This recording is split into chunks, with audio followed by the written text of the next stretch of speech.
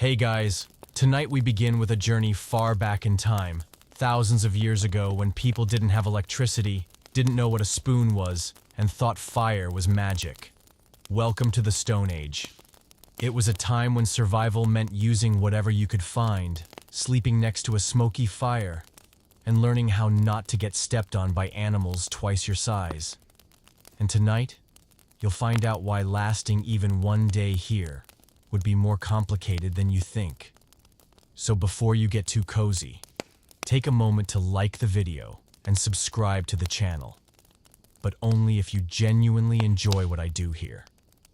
And leave a comment telling me where you're tuning in from and what time it is for you. I always love seeing who's joining this sleepy journey from all over the world.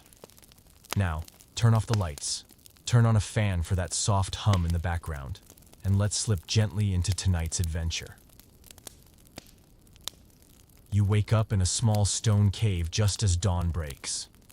The rocky floor is cold, and your back aches a little, which is no surprise since you're lying on an animal hide padded with dry grass. No pillow, no blanket, just a fur coat and a pile of ashes from last night's fire, which you struggled to start for over an hour. You sit up, rub your eyes, and sniff. No toothbrush, no warm water. And if you want to wash your face, you'll have to head outside to the stream, which also happens to be a favorite hangout spot for animals you'd rather not meet before breakfast. The fire's gone out. That's a problem. You need fire to stay warm, cook food, and keep the wild animals at bay. You pull out 2 rocks, sit down, and start striking them together. No fancy technique, just hitting them repeatedly and hoping for sparks. After 10 minutes, with sore hands and smudges of soot on your face, a tiny spark finally appears. You gently press a handful of dry grass toward it. Blow. Then blow again. And a little flame is born. You breathe a sigh of relief. Time to find food. In the Stone Age, there was no ready-made breakfast. If you want to eat, you have to find it yourself. You grab a sharpened wooden spear, throw on an extra hide for warmth, and tiptoe out of the cave. It's foggy and freezing outside, the ground damp from the night before. Every step makes you alert, not because you're hunting, but because you could easily become the hunted. You trek through a patch of low grass, scanning for signs of prey. No big footprints, but you do spot a few wild berry bushes. They're still a bit unripe, but edible. You gather some, tuck them into your pouch, and move on. A rabbit darts across the path. You throw your spear, and miss. It vanishes. You mutter under your breath and keep walking. On the way back to your cave, you run into a group from your tribe. They've dragged back a small deer, a successful early morning hunt. You greet them, they nod, and one tosses you a lump of dried meat. You thank them and head back, feeling okay about surviving your first morning. Back at the cave, you feed the fire and roast some wild berries with chunks of forest yam. It's not fancy, but it fills your stomach. You sit by the fire, eating slowly, watching the flames dance, and listening to the wind outside. The afternoon passes quietly.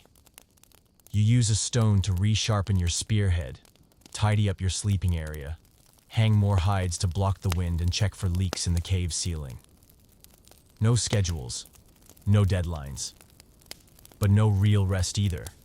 If you don't do the work, no one will do it. Evening comes.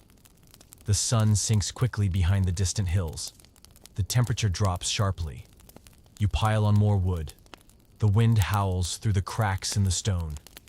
In the dark, every sound seems louder. A small snap could be the wind, an animal, or someone else. You curl up under your furs. The fire beside you glows red hot. You listen to the crackle of burning branches, the most comforting sound of the day. You stare out into the night. Nothing moves, but you know it's going to be cold. Very cold. You don't think too far ahead. All that matters is tonight that the fire stays lit, that your sleeping spot stays dry, that there are still a few berries left in your pouch. You pull the fur up over your shoulder, close your eyes, and slowly drift to sleep, listening to the fire and the wind swirling outside the cave, and thinking to yourself, I made it through day one. Monday morning. The sky is still dim, not because you woke up early, but because you couldn't fall asleep after hearing something outside the cave around midnight. Maybe an animal, maybe the wind, maybe... Your stomach is growling. You sit up. The fog outside hasn't lifted yet. The ground is cold and damp. You touch the stone floor. Wet. It probably rained last night. A bit of the fire from yesterday still glows faintly, so you quickly toss in a few sticks of dry wood you prepared. The fire catches. Not exciting, but warm enough. You dig through your leather pouch from yesterday, checking what's left. A few wild berries and 2 chunks of dried root. Nothing fresh, not filling, but better than nothing. You eat while thinking, today, you'll need to find something more. Your stomach suggests, maybe try your luck again with that rabbit. Wiping your face with your sleeve doesn't help wake you up, so you head out anyway. It's the same old wooden spear. It's the same leather pouch. Nothing extra, because you don't have anything extra. It's cold and slippery outside the cave, but light gradually returns. Leaves rustle in the trees, and from a distance, you can hear the sound of running water, the nearby stream. You walk toward the patch where you saw rabbit tracks yesterday. The path is easier now. You've gotten used to dodging thorns, stepping carefully on slick stones, and scanning everything from tree roots to tall grass. No one taught you. You learned by getting hurt a few times. As you reach the grassy area, you stop. Not because you see a rabbit, but because you see footprints. Not yours. These are deeper, wider. It looks like someone else from your tribe is hunting here too. You glance around but see no one. You decide to veer off in a different direction. Then you find a bush with bright red berries. You get closer, pluck one, and nibble. It's a bit sour, not poisonous. You add more to your pouch. It's not a real breakfast, but it'll do. As you're picking berries, you hear footsteps. Not an animal, a human. A young man from your tribe steps out, holding a spear, eyes still sleepy. You lock eyes for a few seconds. Then he nods. You nod back. No words are spoken. The Stone Age doesn't come with complete sentences, just grunts, gestures, expressions, but those 2 nods say enough. I'm not here to fight over food, and let's not stab each other. He turns right. You turn left. Both of you continue hunting, each in your direction. And somehow, that feels comforting. No one laughs if you trip. No one blames you for missing a throw. Everyone understands that survival is the job. Everyone's busy. You keep going. And this time, you spot something promising. A small bird pecking at the ground.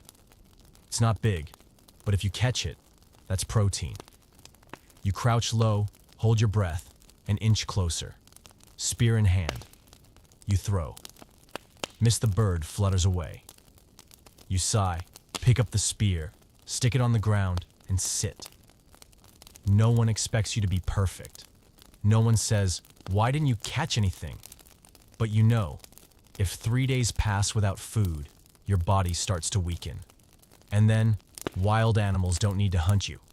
You'll fall on your own. You sit a bit longer. Then you head back. On the way, you spot some wild tubers, the kind you saw an elder dig up near the stream yesterday. You guessed right. You dig some up, rinse them quickly, and tuck them into your pouch.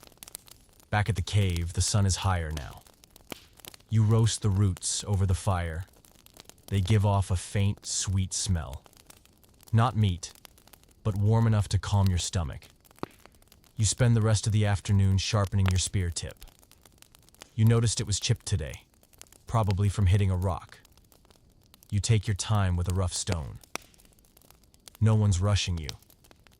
But you know, a dull spear means no dinner. Evening falls earlier than yesterday. Dark clouds roll in. Rain might be coming. You feed the fire, check your sleeping spot, and drape an extra hide over the cave entrance to block the wind. You've learned to do all these small things without anyone telling you. You don't think much about tomorrow. You know that tonight, you're still awake, still eating. I still have fire. You lie down. The firelight flickers across the cave ceiling in blurry patches. Your stomach isn't empty. Your head isn't cold. Your eyelids flutter. Day 2 is over. You're still alive. This morning you wake up a little later than usual. There's no loud sound outside, just the soft pattern of rain falling gently on the ground beyond the cave. A fine mist, steady and quiet. The kind of sound that makes you want to pull the animal hide over your head and drift back to sleep. But you know better. No one calls you to get up. No alarms, schedule, or boss. But if you don't get up, there will be nothing to eat. And you know that better than anyone. You sit up, stretch, and look outside. The rain hasn't stopped. Not heavy, but just enough to make you hesitate. Out there is a damp, cold forest. But inside the cave, the only food left is 2 small dried roots from yesterday, and a handful of sour berries you don't even want anymore. You strike your firestones. Luckily, yesterday, you covered the embers with an old hide, so there's still a faint glow. The fire flares back to life a few sticks later, just enough to cook something if you find it. You eat the rest of the roots slowly. They don't taste good, but they keep the shivering away. Then you grab your spear and pouch, pull an extra hide over your head, and step out into the rain. The path is slicker today. Each step is careful.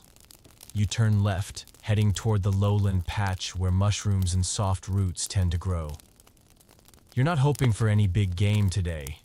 In this weather, animals are in hiding, but mushrooms still grow. You find a few small ones, grayish-brown with rounded tops, the kind you've seen others in the tribe eat without issue. You pick each one carefully and place them in your pouch. After collecting nearly 2 handfuls, you head toward the stream to rinse them. You sit by the water's edge.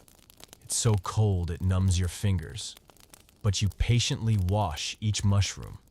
When you look up, you spot a squirrel clutching a nut on a nearby branch. You look at it. It looks back. A second later, it darts away. You smile. It is a small, ordinary moment. But it makes you feel good. You forget the rain, forget the cold. You're just here, existing. On the way back, you find a few dry branches caught in tree roots. You carry them too. In this weather, dry wood is more valuable than meat. Back in the cave, you drop the mushroom pouch onto a flat rock, hang the firewood up high to dry, and use a sharp stone to scrape any leftover dirt. Then, you skewer the mushrooms on a wooden stick and roast them over the fire. No seasoning, no oil, but the smell of warm mushrooms still makes your stomach growl. You blow on one and take a bite. Chewy, mildly sweet, and warm. You eat them all in silence. As you sit by the fire, you glance at your spear. Still usable. The wooden tip isn't broken, but if a big animal comes, that spear is more for comfort than protection. You get up and walk to the corner of the cave, where you keep a triangular stone. You begin sharpening the spear point. Slowly, steadily. The sound of stone against wood is rhythmic. Each stroke is preparation. No one tells you to do this. But you know, if you don't fix it now, it won't be ready when needed. By late afternoon, the rain begins to ease. You take the chance to collect more firewood, just nearby, around the thick tree trunks. Anything dry goes into your bundle, tied with a strip of hide at your belt. By nightfall, it's colder than usual. You build a bigger fire and hang more hides over the cave entrance. In the flickering light, you feel tired. Not from hunger, but a deep, bone-level tiredness. The kind that comes from doing a dozen small things no one sees. But those small things are what give you a peaceful night. You lie down, pull the hide to your chin, and stare at the cave ceiling. Nothing much has changed, but you feel more familiar with this rhythm. I am no longer confused like the first day, and no longer lost like on the second. Day 3 comes to a close. You don't have any significant accomplishments, but you had a hot meal, you have a fire, you have a dry place to sleep. You exhale slowly and close your eyes. Tomorrow can wait. This morning, you're not the first to wake up. While you're still rubbing your eyes beside the fire, root in hand but not yet to your mouth, an older man from the tribe walks past, spear in hand, and gestures toward the edge of the forest. He signals for you to follow. You understand. Today, you're joining the hunting party. No one says a word. They don't need to. You stand, quickly throw the animal hide over your shoulder, grab your spear, and quietly fall in line. There are 4 of you. 3 adults and you. Each carries a spear, a leather pouch, and a serious expression. For them, hunting isn't a game. It's survival. The air is cool. Dew clings to the grass, and a gentle wind brushes through the trees. The group moves along a narrow trail, hugging the brush and stepping lightly like shadows. No one talks. Only the crunch of dry leaves underfoot and the occasional shh when you accidentally snap a twig. You learn quickly that in the forest, noise is the enemy. Not because predators will find you, but because prey will run before your spear leaves your hand. So when you walk, you don't take significant strides. You keep low, grip your spear tight, and follow the old tracks ahead. After about half an hour, the group halts. One man raises his hand and points to a soft patch of earth. Hoof prints. A deer. Recent. The group silently changes direction and follows the trail. Your heart is pounding, not from fear, but from excitement. This is your first time venturing this far with the hunters. You weren't given an important task, but they allowed you to come. That means they're starting to trust you, or at least they don't think you'll get in the way. The tracks lead to a low-lying area filled with reeds. The group spreads out, each taking a position in silence. The oldest climbs a slight rise to scout. You're told to stay still, spear ready. Time moves slowly when you stand silently, listening to every leaf rustle. Birds call in the distance. And then, a sound. Soft steps. Very soft. Grass being pressed under cautious feet. You glance to your left. A small deer is creeping out of the brush. Its ears twitch and its nose sniffs the air. It hasn't noticed you. Your heart races. You grip your spear tightly. You lift your arm and aim. But from the other side, someone throws their spear first, just a split second before you. Thud. The deer jerks violently, then drops. No sound, no struggle. A clean hit, right in the neck. You exhale. I'm disappointed, but mostly relieved. The group rushes in. You follow. The deer lies still. They inspect it, then signal success.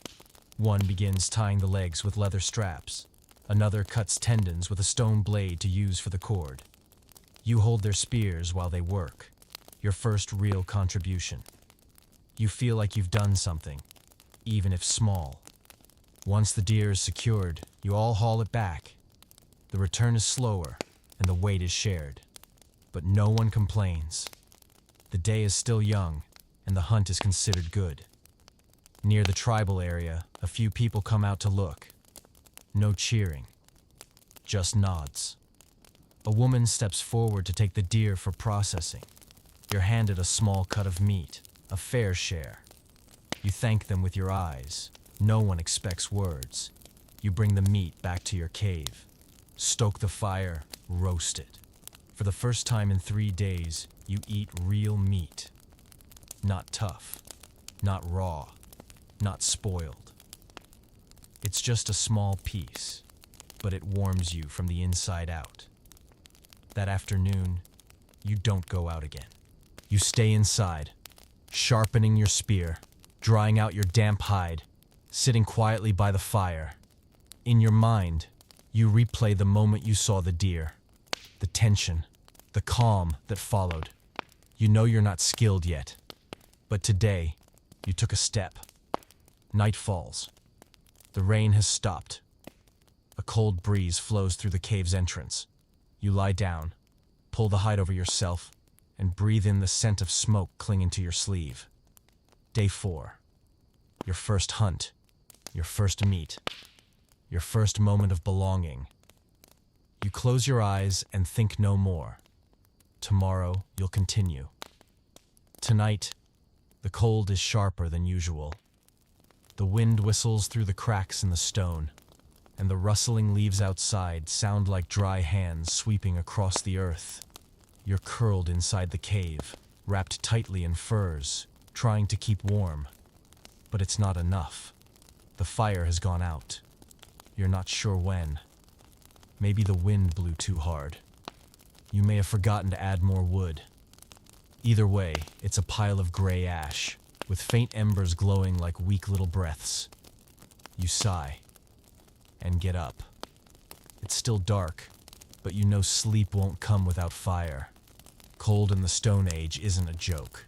It creeps into your bones and draws the heat out of you. By morning, you'll wake with blue lips, numb fingers, and a frozen, stiff body. You kneel by the ashes, checking carefully. A few dim red spots remain. That means there's still hope. You gather dry straw, press it close to the embers, and start to blow. Once, twice. You feel a bit of warmth. You keep going steadily, holding the straw in place. A tiny flame flickers to life. You quickly add a few dry sticks. The fire catches, slowly at first, then begins to grow. Warm, golden light spreads across the cave. You exhale in relief. The fire is back. You sit by it, holding your hands close, feeling life return to your fingertips. Without fire, everything becomes harder. Cooking, warmth, animal safety, and even seeing after dark. In the Stone Age, safety means keeping the fire alive. You remember the early days when you didn't know how to keep the fire overnight. Every morning was a complete restart, searching for dry wood and striking rocks for an hour to get a spark. Now you've learned, don't let the fire die. You step outside briefly, even though the wind stings your face. You need more wood, just near the cave. You find a few small, dry branches on the ground, carry them inside, and stack them beside the fire to dry further. Back in the cave, you feed the fire, take your stone knife, and sharpen a second stick, your backup spear, in case the first one breaks. As you carve, you watch the flames dance. Something is calming about that flickering light. The sun begins to rise.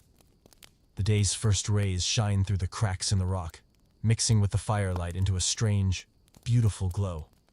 You sit still, doing nothing and just watching. No one is calling you. No urgent task waits, but you know what needs to be done. First, eat. You roast the last of yesterday's mushrooms with a bit of root.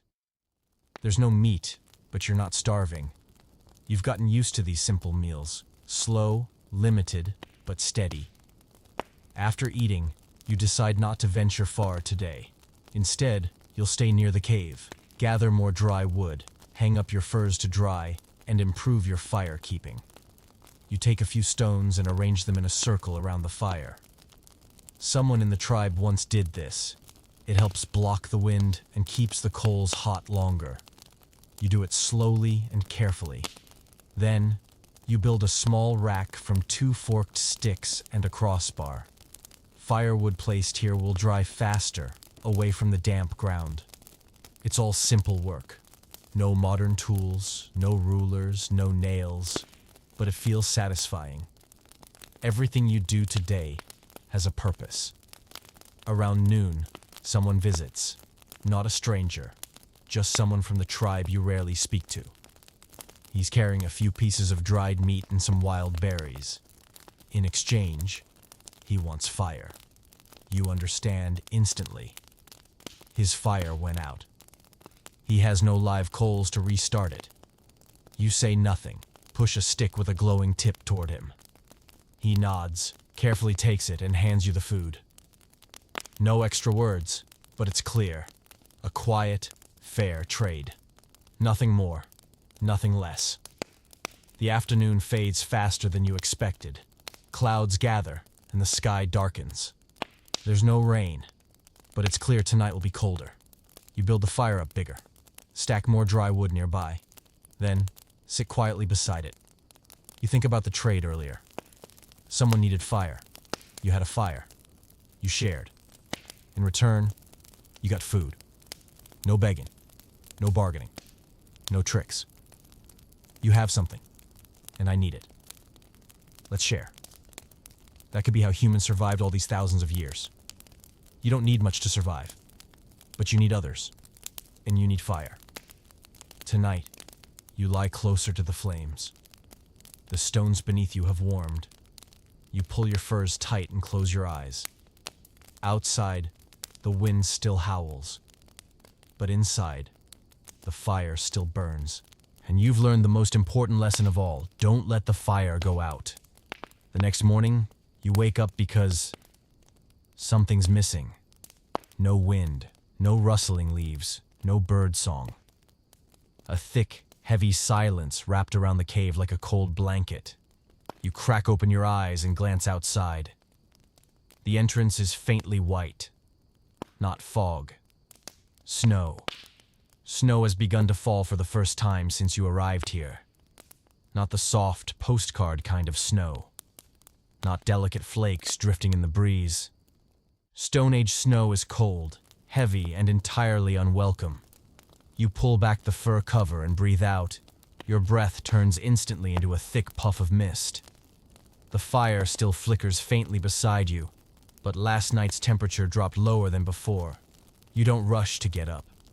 Your body needs time to adjust to this new cold. You pull closer to the fire, feed it with a few sticks from your stash, and sit still, watching the flame, listening to the snow fall outside. Soft, but weighty. The morning starts slower than usual.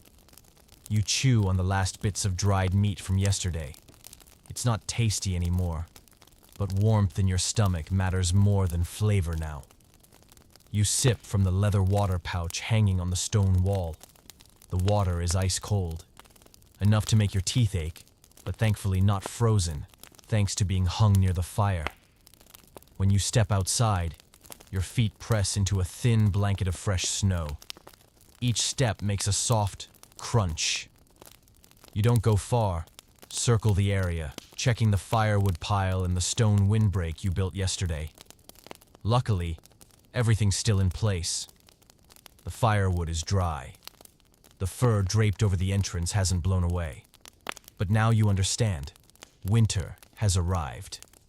And it's not gentle. You head back inside, remove the outer fur layer, and hang it near the fire to warm up again. Today, there's no hunting, no gathering. The animals are hiding deep. The plants are buried. And if you wander too far, you could slip, or worse, get lost. Snow makes everything look the same, blank, directionless, unforgiving. The afternoon passes in quiet work. You dry out damp furs, tighten your leather straps, and reinforce the firewood rack. These simple tasks keep you from sitting still and letting the cold sink into your bones. Midway through the day, someone from the tribe appears. No words, just 2 small bundles of firewood in his arms. You understand immediately. If you share the fire, You share wood, too. He places the bundles near your entrance, nods once, then leaves. You add the wood to your dry stack, organizing your tiny supply stash. It's not much, but results from days of slow, steady preparation. Evening comes earlier now. The sun disappears behind clouds instantly, and the temperature drops sharply. You build the fire higher than usual, using the wood your visitor brought. The warm light fills the cave, and you sit close, knees pulled in, fur across your lap. You roast the last of your mushrooms and eat slowly, silently. No one talks to you, but you don't feel lonely. The fire crackles like an old companion, never saying much, but always there. The night is cold, colder than anything you've known. You can't sleep right away. You lie still, then turn over. The cold slips past your fur blanket, seeps through the stone beneath you, and finds every gap in your clothing. You scoot closer to the fire and suddenly remember. Someone in the tribe once mentioned using warm stones to survive cold nights. You give it a try.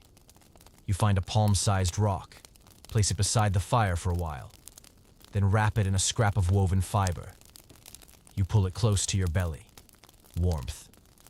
Primitive, rough, but enough. It's like holding a makeshift hot water bottle. You exhale, finally able to relax.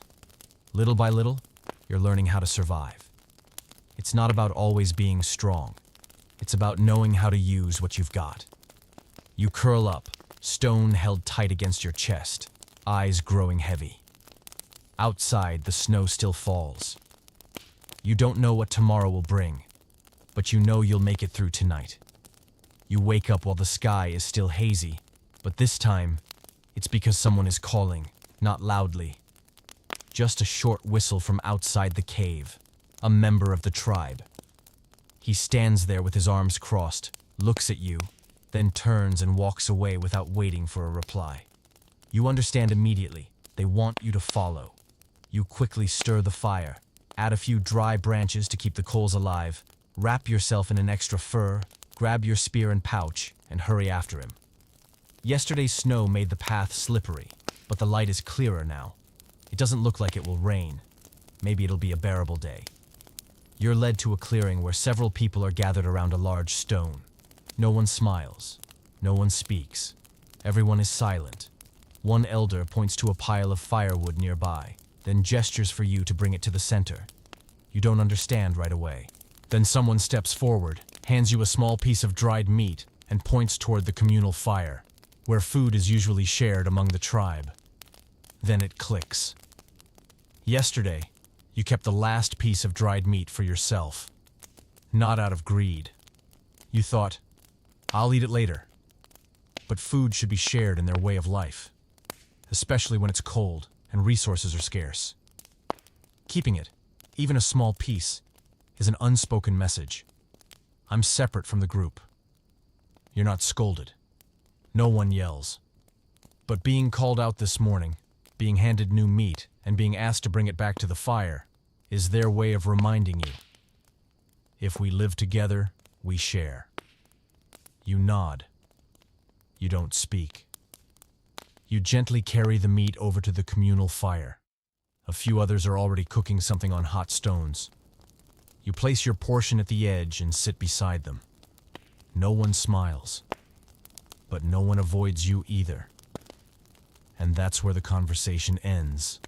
A while later, a young boy hands you a sharpened roasting stick like he's saying, "Here, eat like the rest of us." You take it and feel a lightness in your chest. No one stays upset for long. You have to understand and adjust. The morning passes with the crackling of the fire and the smell of warm food drifting through the air. You bite into a freshly grilled piece of meat, chew slowly, and glance around. The stern faces have softened. After the meal, you return to your cave, carrying a few wild roots someone left for you. Part of the shared portion. Not much, but enough to remind you that you're still part of this place. You spend the afternoon tidying your sleeping area and building an extra wind barrier with branches and fur.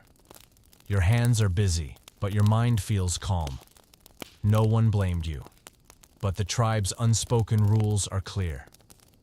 That evening, as you stoke your fire, you hear footsteps. The same elder from the morning approaches and hands you a small stone, a sharpening stone for spears, it seems. His hands are calloused, his back slightly bent, but his eyes hold no resentment. You accept it with a nod of thanks. He sits nearby and silently begins sharpening his spear. You sit beside him, mimicking his movements. The two of you sit together, working beside the fire, no words exchanged. After a while, he stands, nods again, and walks away. You look down at the new sharpening stone in your hand, and understand you've been forgiven. No speech, no excuses. Just learn, carry on, and don't repeat the mistake. That night, you sleep with a lighter heart. The fire burns steady. Your stomach is full, and deep down, you know. You still have a place in this tribe. You're not perfect, but you've learned. And in the Stone Age, to learn is to survive. You wake up to a gray, overcast sky. It's not as cold as yesterday, but it's not pleasant either. It's just one of those days where you can't tell what's waiting for you. You sit up and rekindle the fire from the faint red coals. The motions are now second nature. Your hands know where the kindling goes and how to blow without scattering the ash. A small flame comes to life again, warm and peaceful. After a simple breakfast of roasted roots and a few leftover wild berries, you plan to head to the stream to collect water. But before you can leave, someone from the tribe shows up. This time, it's a young man. Not here to summon you for hunting, but to hand you a brown pouch made of animal hide, then gesture for you to follow him. You're a little confused, but you go along. He leads you to a much larger cave, farther from where you live. This cave is vast, with daylight filtering through cracks in the ceiling. Along the stone walls, you see faded drawings, people, animals, trees, handprints. Several others are sitting around a large flat rock in the center, carving with sharp sticks or smearing colored paste from crushed stones onto the wall. You realize this is where they record what happened. Not with writing, with pictures. An older woman motions for you to sit beside a large stone slab. She places a piece of charcoal and a lump of red clay in your hands. You look at her, then at the blank rock wall before you. There are no instructions, but somehow you understand. Today, you will draw. You start with something simple, a handprint. You press your colored hand to the wall. A faint, fading mark appears, drying slowly with time. Then you add more. A tree, a deer, and finally a figure with a spear. Maybe it's you. Perhaps it's someone you remember. No one comments. No praise, no judgment. But everyone glances your way. Then, they quietly continue with their work. You don't feel excluded. Someone draws the hunting scene from a few days ago. A deer mid-sprint, a spear in mid-air. Another draws a hand holding fire in black pigment. One person draws only dots. No one is better. No one is showing off. Each person is simply recording what they remember. As if to say, I saw this. I was there. You're unsure if this is a ritual or a daily habit, but it calms you. In the crude lines of charcoal and the simple animal figures, you feel like you understand this place, and the people in it, just a bit more. The drawing session lasts until midday. Then, without a word, people rinse their hands, pack up their pigments, and leave, as quietly as they came. You do the same, though an older woman glances at you as you wash your hands. She nods gently. No smile, no words. But you get it. She's pleased. You return to your cave. Nothing's changed. The fire is still burning. Your pouch hangs where it always does. But something in you feels different. Lighter. Easier. As if you've left a small piece of yourself on that cave wall. That afternoon, you don't do anything special. You tidy up some leather cords, dry more firewood, and check your supplies. Everything is still usable, but your mind lingers on the images, the handprints, the dots, the animals. You realize that even without words, people have always tried to speak, to tell stories, and to be remembered. Night comes quietly. No snow, no rain. A calm night. You sit by the fire, take a leftover piece of charcoal, and casually draw your handprint on a flat stone by your bed, just for fun. No one sees it, but you smile to yourself. Oddly, that tiny gesture brings you peace. You wrap yourself in furs. The fire burns steady. A warm stone rests against your stomach. Your eyes begin to close. Today, you didn't hunt, forage, or light someone else's fire. You just drew. And somehow, that was enough to let the day pass. This morning, you woke up a bit later than usual. Not because you were tired, but because no one came to get you. No one needed you for hunting. No one required firewood, and no one was waiting for you to share a meal. A rare day with no tasks. Still, you rekindled the fire, roasted some roots, drank water, and reorganized your pouch. All slowly. The weather today wasn't rainy, nor sunny. Just a gentle warmth in the air. Enough that your breath didn't show every time you opened your mouth. You planned to stay in the cave all day. But then, as you were hanging up a bundle of dried leather cords, you saw someone pass by. It was her. A girl from the tribe, not much older than you, is usually seen tending the morning fire near the communal space. Before, you'd only nodded when you crossed paths. Today was the same. She looked at you and nodded. You nodded back, and she kept walking. But you didn't want to return to the cave immediately this time. You stepped outside. No real reason. You strolled toward the communal hearth, where some elders dried animal skins, and a few kids tossed rocks into tree hollows. And there she was, by the stream, washing a stone bowl.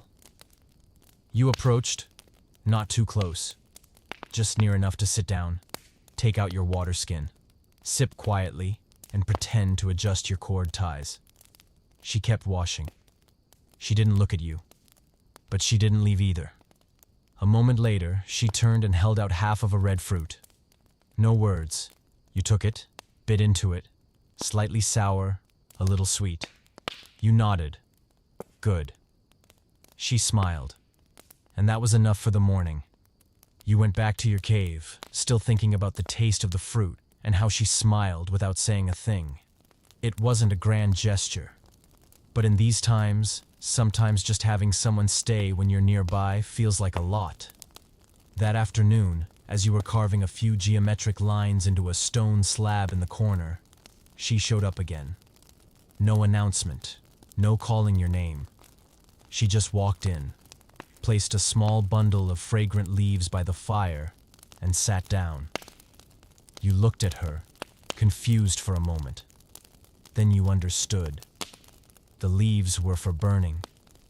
People in the tribe often burned them when the air had been damp for too long. You scooted some embers her way.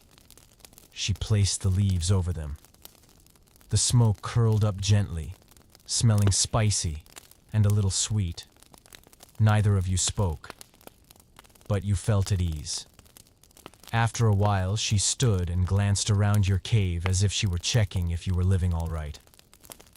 Then she pointed to a spot on the wall, where you'd drawn the deer and the handprint the other day. You nodded. She smiled again, then left. That night, you sat alone by the fire, but it didn't feel like every other night.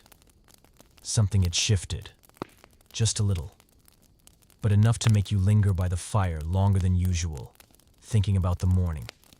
No flowers, No gifts, no promises. Half a fruit, a handful of leaves, and a few silent minutes shared. In these times, feelings didn't have names. No one taught you how to speak them, and no books told you how to make an impression. But the feelings were still there, maybe even more clearly than any words. You remembered the first time you saw her, crouched over the fire, hands smudged with soot, hair messy, eyes sharp. You didn't think much then. Just another member of the group. But today, you wanted to remember a few more details. You lay down later than usual. The fire was still burning. You pulled the furs over yourself and closed your eyes. No grand dreams, just a quiet hope that tomorrow, if she walks by again, you'll nod. And maybe she'll nod back. The next morning began like any other. The fire still glowing, the air not too cold, and you still in one piece. But just a few hours later, everything stopped being normal. You were out fetching water. The path to the stream was familiar.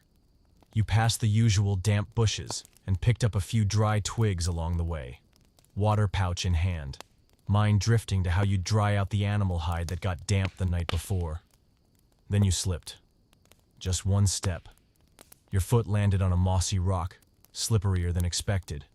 You fell hard, your knee slamming into the ground. A sharp stone scraped your skin. Not deep, but torn. Blood welled up in a bright red streak. You sat up, gritting your teeth, inspecting the wound. Nothing broken, but it hurt, and it was dirty. You wiped away the blood, then limped onward to the stream. The icy water made you shiver, but you bent down to wash the wound. The small stone fell out.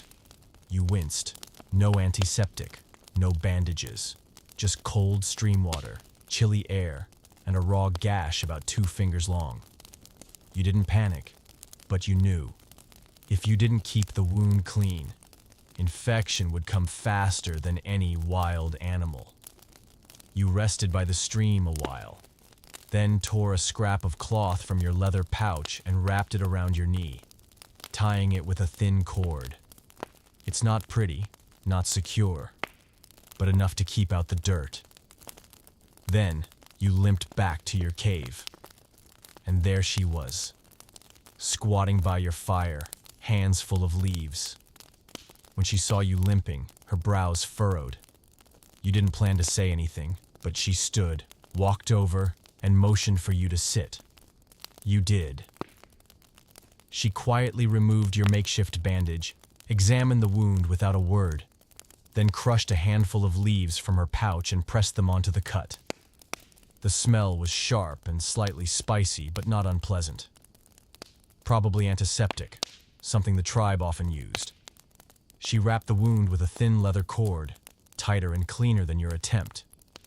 Not too snug, not too loose. Just enough to hold firm. When she was done, she placed the leaf pouch beside you, then stood, and left without another glance. Just a short, firm nod. You sat still. The knee still ached, but that moment of care, wordless and calm, eased more than the leaves. You spent the rest of the day inside the cave. No trips, no hunting, no firewood runs. Just light chores, adjusting the windbreak, tending the fire, sharpening the backup spear with your good hand. Each movement of your leg sent a fresh jolt of pain. But you got used to it. It could be better tomorrow. Or not. Either way, all you could do now was wait and stay clean. Toward evening, someone from the tribe stopped by. They dropped off a few roasted roots and a small bundle of dried mushrooms near the cave entrance. No words. Then they left. You nodded in thanks, even if they didn't look back. You understood. Everyone gets hurt. And here, no one stays alone for too long. That night, you slowly roasted your new food, eating quietly. Then, sit by the fire, sharpening your spear again. Not because it needed it, but because keeping your hands busy helped distract you from the pain. The night wind rustled softly. The fire crackled. A faint trace of the fragrant leaves from earlier still lingered in the air.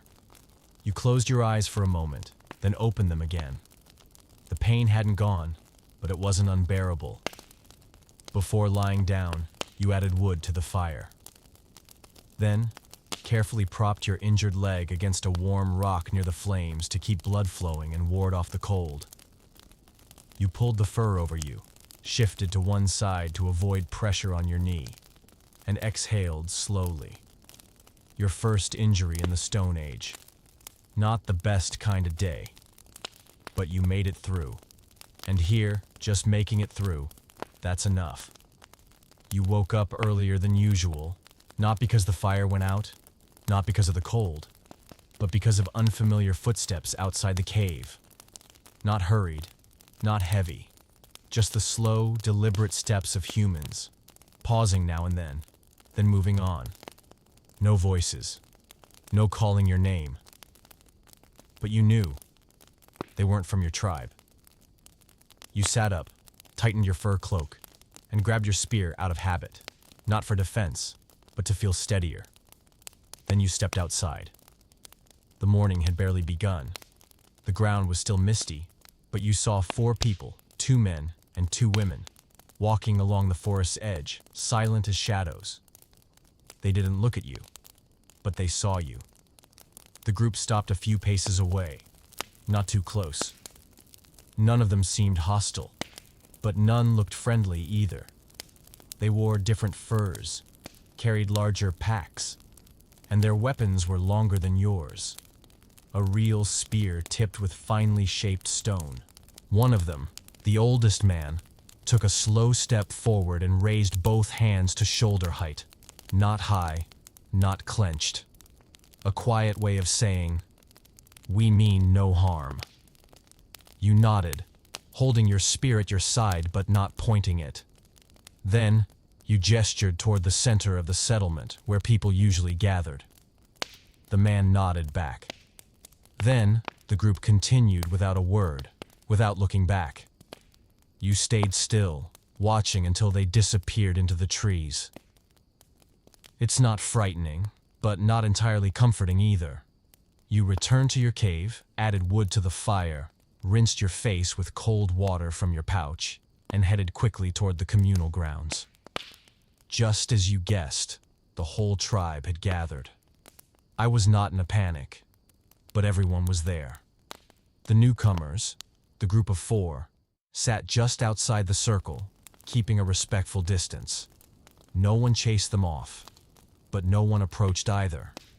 An elder, the one who usually leads the hunts, stepped forward. He offered the visitors some dried meat, then gestured something with his hands. The older man from the other group nodded and pulled a small block of salt from his pouch, placing it in the circle's center. Eyes lit up. Salt. Something impossible to find nearby. It's more valuable than any pelt.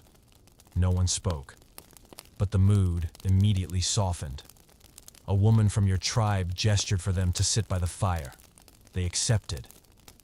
The group sat without crowding, without scanning the area. They moved like people who had traveled far, used to being watched. You stood at the edge of the gathering, doing nothing, just quietly observing. Later, you were asked to bring more firewood. As you passed the newcomers, the youngest woman in their group gave you a brief smile. Software. You nodded back, saying nothing. For the next few hours, the group ate, warmed themselves, and traded more items. A sturdy leather pouch for 2 flint stones, and a roughly woven cloth for a set of bone hooks. No words, just give, receive, nod. By late afternoon, the 4 stood. They bowed slightly to the elder, then turned and walked away, continuing their journey. No one stopped them. No one followed. They arrived like mist, and they left just the same. You watched them fade into the forest. Only a few hours had passed. But something felt different. You didn't know where they came from or where they were going. But you realize something. The world was bigger than you thought. You used to believe it was just your tribe, your familiar forest, your shallow stream, your clearing of land. But beyond that, there were other groups with different lives, tools, and even eyes. That night, you didn't fall asleep right away. You sat by the fire, staring into the glowing coals, thinking about those early footsteps, the quiet nod, the small block of salt, and the brief smile from someone whose name you'll never know. You felt smaller, but not sad. Because for the first time, you understood that the Stone Age wasn't just about surviving. It was about being part of a vast, unseen world, one no one had drawn a map for yet. After that brief encounter with the strangers the day before, you started paying more attention to the small things, especially how they dressed. And you noticed something. None of them dressed like you. Their furs were light in color, cut short and neat, stitched tightly. Their cords were finer, not frayed, and most striking shoes. Actual shoes. Not the wraparound scraps of hide you've been tying around your feet all this time. So this morning, you decided to look at your little collection. You spread everything you had out on the cave floor. A worn, smoke-scented pelt, a thicker, stiff piece of hide, a few small cords, and a leftover scrap of fur from the last skin-sharing day. Not much, but enough for something. You started with your feet. They'd grown rough from days of walking, scratched, bruised, aching. You re-wrapped a piece of hide around them, tied it tighter this time, then stood and took a few test steps.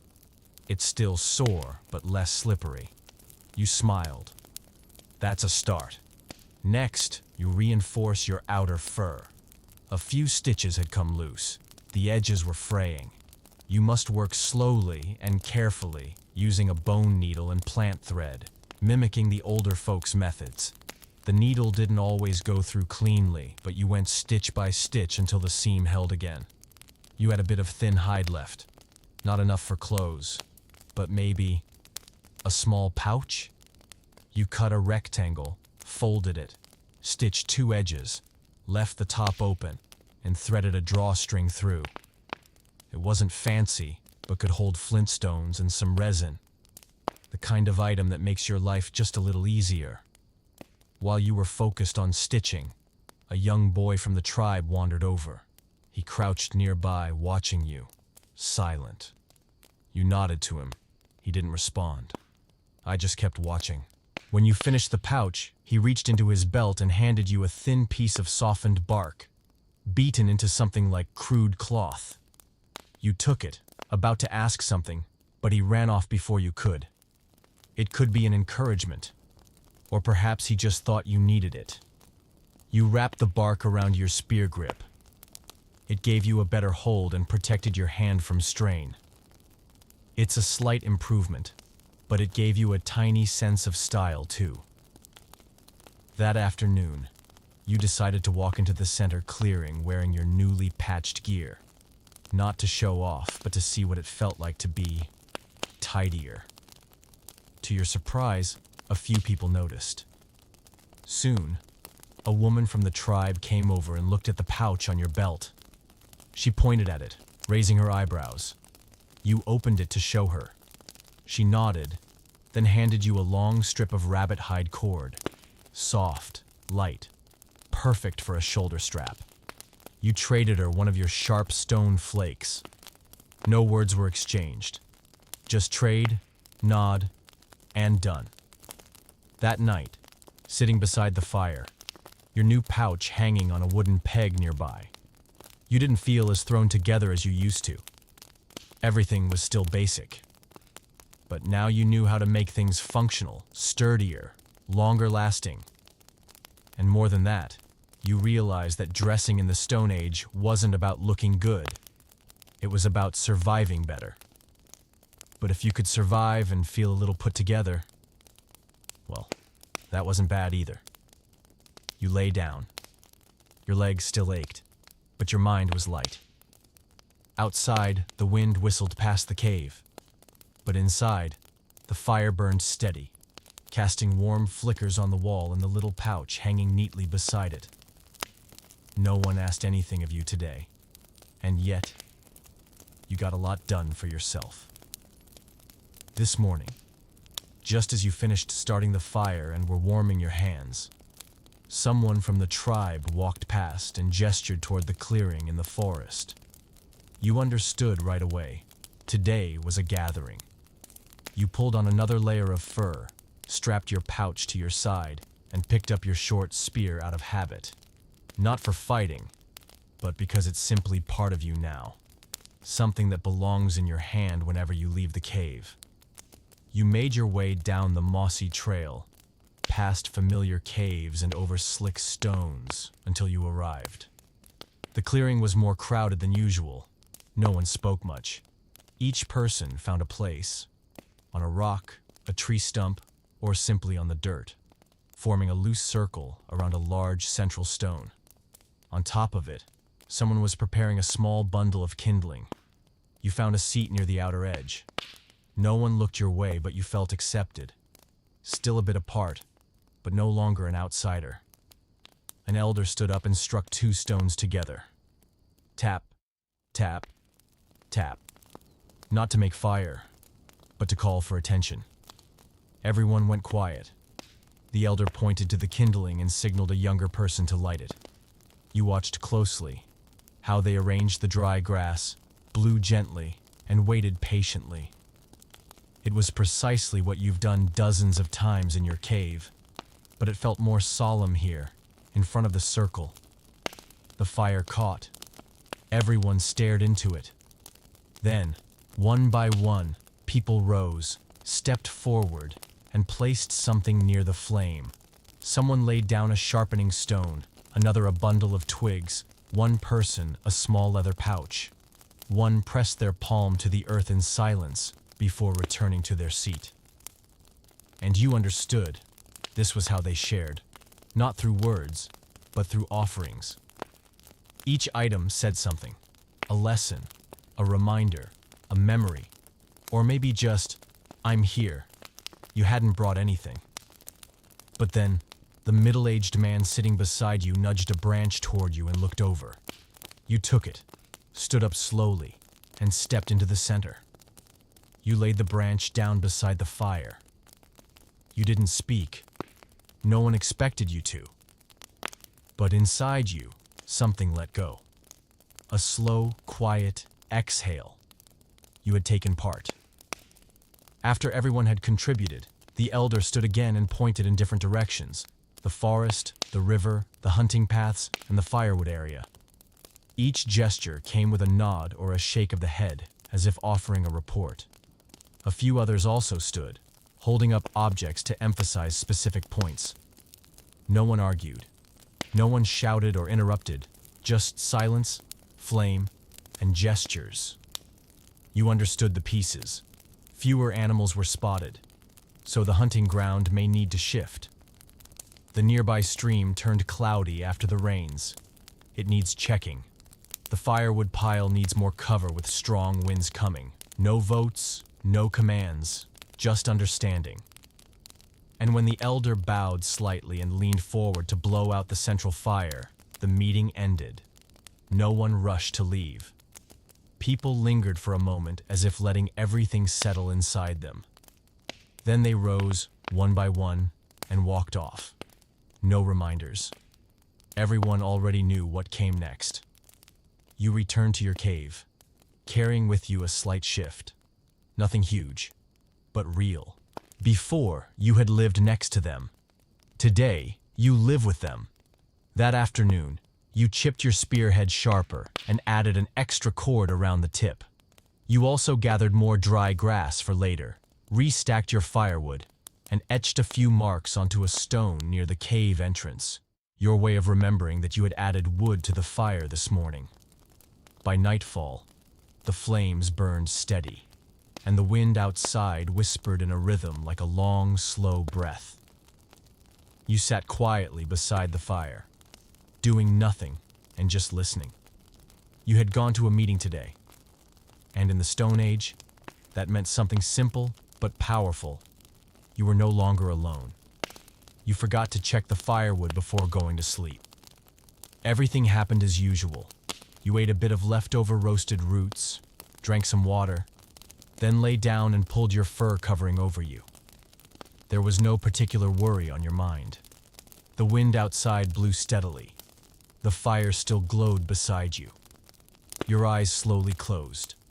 But in the middle of the night, you woke up, cold. The cold didn't announce itself. It didn't knock. It slipped down your collar, crept along your back, and brushed your neck like a frozen fingertip. You opened your eyes and sat up. The cave was darker than usual. There was no warm glow dancing across the stone walls. You looked to the side. The fire was out. Not a single member. Only cold ash, blackened wood, and a hollow stillness spread across the space. You hadn't let the fire die overnight since learning to keep it alive. But tonight, one small mistake, forgetting to add more wood before bed, was enough to turn this night into a lesson. You huddled close to the ashes, reaching out to feel for any remaining warmth. Nothing. Completely cold. With no fire, you couldn't cook. You couldn't stay warm. You couldn't keep animals at bay.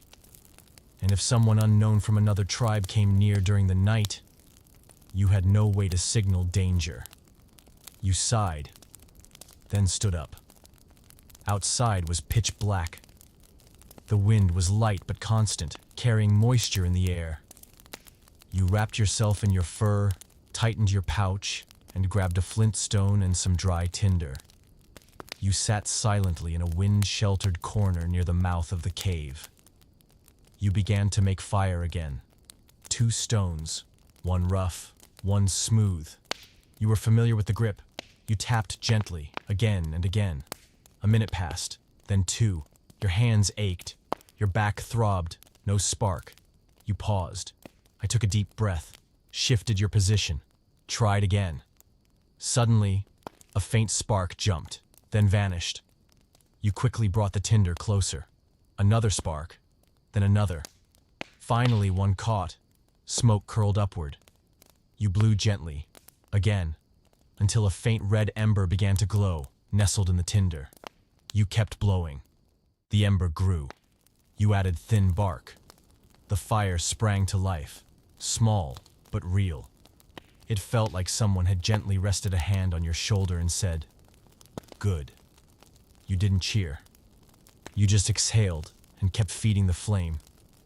More twigs, then thicker wood, until the light returned, casting soft shadows on the stone walls. Not bright, but enough to see your tired face flickering in the cave. You didn't go back to sleep. You sat beside the fire, legs pulled close, leaning against the rock wall. The night passed slowly, but peacefully. Warmth gradually returned. You placed a warm stone beside your foot, leaned your head on your arm, and drifted into a light doze while the fire burned steadily beside you. At dawn, someone from the tribe passed by your cave. Seeing you, they nodded and gestured. "Are you okay?" You nodded. No explanation is needed. Just one night without fire. Not a big deal. But for you, it was a reminder. Never get careless. You had a dry mushroom breakfast, drank cool water, and started collecting more firewood. You wouldn't make the same mistake twice. You gathered dry branches early, cut them into smaller pieces, prepared tinder and bark. Everything was neatly placed near your hearth. You tired more quickly than usual that afternoon, having slept little the night before. But you still had enough energy to adjust your sleeping area and build a simple rack of stones and sticks to keep the wood off the ground. By evening, you lit the fire early. You didn't wait until nightfall. This time, the fire burned brighter. You placed a large stone nearby to retain heat. Then, hang your tinder pouch on a wall hook in case there is a next time. Sitting beside the flames, you realized you'd learned another lesson. Not a skill, but a lesson in caution. In this age, a careless night could cost more than just a bit of sleep.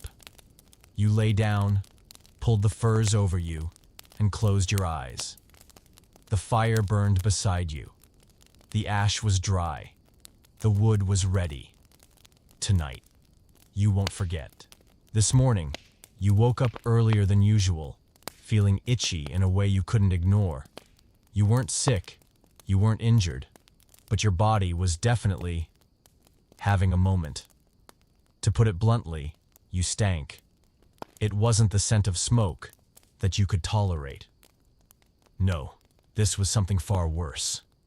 A stew of old sweat, damp animal hide, and caked dirt had accumulated for over 2 weeks. You leaned down to sniff your tunic and instantly recoiled. This wasn't a minor issue anymore. You ran a hand through your hair. It was greasy. Your scalp itched. Your fingernails were crusted with dirt. And your feet. Better not look. You'd been wearing the same pair of leather wrappings for 10 days. No socks, no drying in the sun. It was no wonder that today, you didn't just feel tired. You felt vile. You made a decision. Today, you were going to get clean. But getting clean in the Stone Age didn't mean stepping into a mint-scented power shower. You gathered a handful of fragrant leaves, the kind your tribe usually burned for their soothing aroma, and found a few smooth stones. Then you headed to a quiet stream bend near your usual foraging spot. No one bathed near the cooking area or shared paths. It was both respectful and, frankly, hygienic. When you arrived, your leather footwear was the first thing to come off. The smell hit you like a club. You winced. Then, peel off your hide tunic, turn it inside out, and inspect the damage. Dust, matted hair, and minor tears. You set it aside and stepped slowly into the stream. The water was ice cold. It sliced your skin like tiny knives, but you were used to it. You sat on a smooth, low stone and began to scrub. You used the rounded stones to scrape your hands, arms, and back. Then, dunk your head, massaging in the crushed leaves. The scent was sharp, earthy, almost medicinal. You had no idea how clean you were getting, but at least you were trying.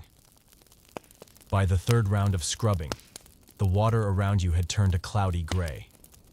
You waded into the current to rinse, letting the stream carry away weeks of grime. Then you sat still, eyes closed, exhaling slowly. You felt lighter. Not just physically, but mentally too. You washed your clothes next. There was no harsh scrubbing, just soaking, light twisting, and a few thwacks against the rocks to shake out the filth.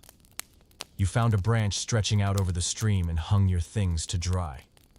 Then, bare-chested, you sat on a warm rock, soaking in the sun. No one passed by. No one interrupted. Just the water, the rustle of leaves, and the steady hum of nature. You thought, wish I had some soap. Then you thought again, but even if I did, I probably wouldn't know how to use it properly. You remembered how back in modern times, getting clean meant turning on a faucet. A few minutes, and you were fresh. Here, just one proper wash required morning planning. Gathering leaves, finding stones, bringing water, and choosing the right time and place. And even then, it might not count as clean.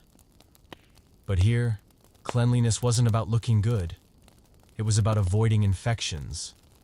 It was about not itching. It was about not being an easy scent trail for predators. You slipped back into your now mostly dry, thin tunic, tied on your pouch, and headed back before the wind picked up. Once home, you lit a small fire to warm your heavier clothes. The scent of those herbal leaves still lingered faintly in your hair. You felt better, noticeably better. That afternoon, you visited the central area to trade some roots for dried fruit. As you stood nearby, someone glanced your way, then sniffed the air. You turned to look. He nodded approvingly. No smile, no words. But you understood. Today, at least, no one was stepping away when you stood near. Back at your cave, the feeling was like returning to a freshly cleaned home after a long bout of laziness. Nothing was new, but everything felt tidier, more breathable. That evening, you tossed a few more fragrant leaves into the fire, letting the smoke seep into the cave. No one had to teach you this. You just knew that cleanliness wasn't just about your body. It was about the space around you. You lay down, hair dry, back dry, and the fur beneath you finally not musty. It was the first night in many days that you didn't feel itchy as soon as you lay down. You exhaled softly and closed your eyes. There was no hot water, no lotion. But in the Stone Age, you could stay clean if you tried. The morning sky is clear. After several cold days, gentle sunlight spills across the narrow path from your cave to the forest's edge. The soft, golden light bathes the trees, making everything feel calmer than usual. Thanks to yesterday's rare bath, there's no lingering smoke in the air, and no body odor either. You've just finished lighting the fire and are roasting a few thin slices of root when someone from the tribe approaches, nods and gestures toward the distance. You understand immediately. Today, you're going to help set traps. Not a hunt, no chasing, no spear throwing. Just finding the right spots, setting the traps, and letting time do the rest. You pull on a light hide cloak and grab your pouch with some cord, a sharpening stone, and leftover bait from a past meal. 2 people walk ahead, and you follow. As usual, no one speaks. All communication is in gestures, glances, and footsteps. The path leads to a lower, marshy forest edge, with soft grass marked with signs of small animals. The one in front stops and uses a stick to sweep gently across the ground. You can see rabbit tracks, faint, paired prints leading into the undergrowth. Your motion to help dig a small pit. Your hands sink into the cool, damp soil. Each handful brings up a mix of dirt and stubborn roots clinging between your fingers. It's not hard, just slow. Everything out here demands patience. Once the hole is deep enough, the other person sets a crude but clever trap. Just a loop of leather cord rigged to a bent wooden branch. At the end of it, they place bait, a fragrant root or a slightly sour fruit. The trap is then hidden under a layer of dried grass and leaves, very carefully, very neatly. It looks like nothing more than part of the forest floor from a distance. You find it oddly satisfying. You're asked to set another trap nearby. Same idea, but it's your first time doing it. Your fingers fumble. The loop slips. The bait falls out. You try again. It's still too loose. The elder steps over, silently tightens the knot, and places your hand on it with a simple gesture. Go slower. You try again. This time it works. No praise, but no corrections either. That means good enough. The group sets about 5 traps, spaced a few meters apart, all tucked neatly into bushes, near game paths, or beside fruit tree roots. Each one is marked with an inverted stone, a subtle tribal sign so no one steps on it by mistake. Once the last trap is set, everyone heads back. No one carries anything. Traps take time. 1 day, maybe 3, perhaps nothing. But that's part of life here. Consistently placing hope in what you cannot control. That afternoon you sit and resharpen your spear tip, adjust the strap on your pouch, and wash the fresh pine resin you collected. In your head, you replay the steps of trap setting, the knotting of the loop, the reading of tracks, the careful camouflage. You don't expect to become an expert, but you like the feeling of doing something quietly and letting it work independently. That night, You stay in. You sit in the cave, listening to the fire crackle and the soft wind whisper across the entrance. The fire casts your shadow on the cave wall, and for a second, it feels like there's someone else sitting beside you, also holding a spear, also silent. Not loneliness, just familiarity with silence. You close your eyes, thinking of the morning, the cool earth under your hands. That first loop is slipping, the elder's hand adjusting yours without scolding. You think, it's okay to go slow, just don't quit. And then you fall asleep, no vivid dreams. Just the quiet knowledge that there might be nothing in the traps tomorrow, but at least now you know how to set them. The next morning you woke up feeling nothing in particular. No rain, no sun. It was just a slightly cold, overcast, sleepy morning. You sat up, rekindled the fire, toasted a few leftover root slices, and drank cool water. As you straightened your pouch strap, you heard footsteps outside the cave. It was her, the girl you sometimes ran into. She is quiet, her head often bowed and usually carries, and she carries the scent of fragrant leaves in her hair. Today, she stepped closer than usual. In her hand was a small pouch made of soft tree bark. She said nothing, set it beside the fire, and sat far from you. Not too far, not too close. You looked at the pouch. Light. When you opened it, you found a few pieces of sun-dried bark, 2 small red berries, and an animal tooth, possibly a fox's, threaded onto a thin string like a pendant. You looked up. She wasn't looking at you. I just sat there, quietly drawing circles in the dirt with a small stick. Gently, unhurriedly, as if nothing of importance were happening. You didn't know what to say. But really, you don't need to say anything. You picked up the tooth and examined it. Smooth, not sharp, with a clean hole bored through the root just the size of the string and made with care. Not something left over, not accidental. You didn't put it on right away. Just hold it in your hand for a moment. Then, place it back in the pouch and set it aside, like you were keeping something valuable. Not because it was rare, but because you didn't want to lose it. She stood up and gave a slight nod, still silent, then walked away. You sat there a while longer. The fire crackled steadily. A soft breeze stirred dry leaves outside the cave, spinning them in slow circles. You weren't sure what the tooth meant. Maybe a thank you, a greeting, or perhaps it was how people at this time said they remembered you. You used to think you lived apart, but maybe someone had been noticing you more than you thought. Around midday, you went to check the traps you'd set 2 days earlier, walking with another group member. No one spoke of anything personal. I just walked, looked, checked, and reset several empty traps. Only one had sprung, but nothing inside. The cord had snapped. Maybe the animal got away. You weren't disappointed. You knew that happened often, but you marked the spot. Next time, you might secure it better. On the way back, you walked a bit slower. I stopped under a tree to pick a few ripe red berries. Not many. Just enough to slip into the pouch at your side.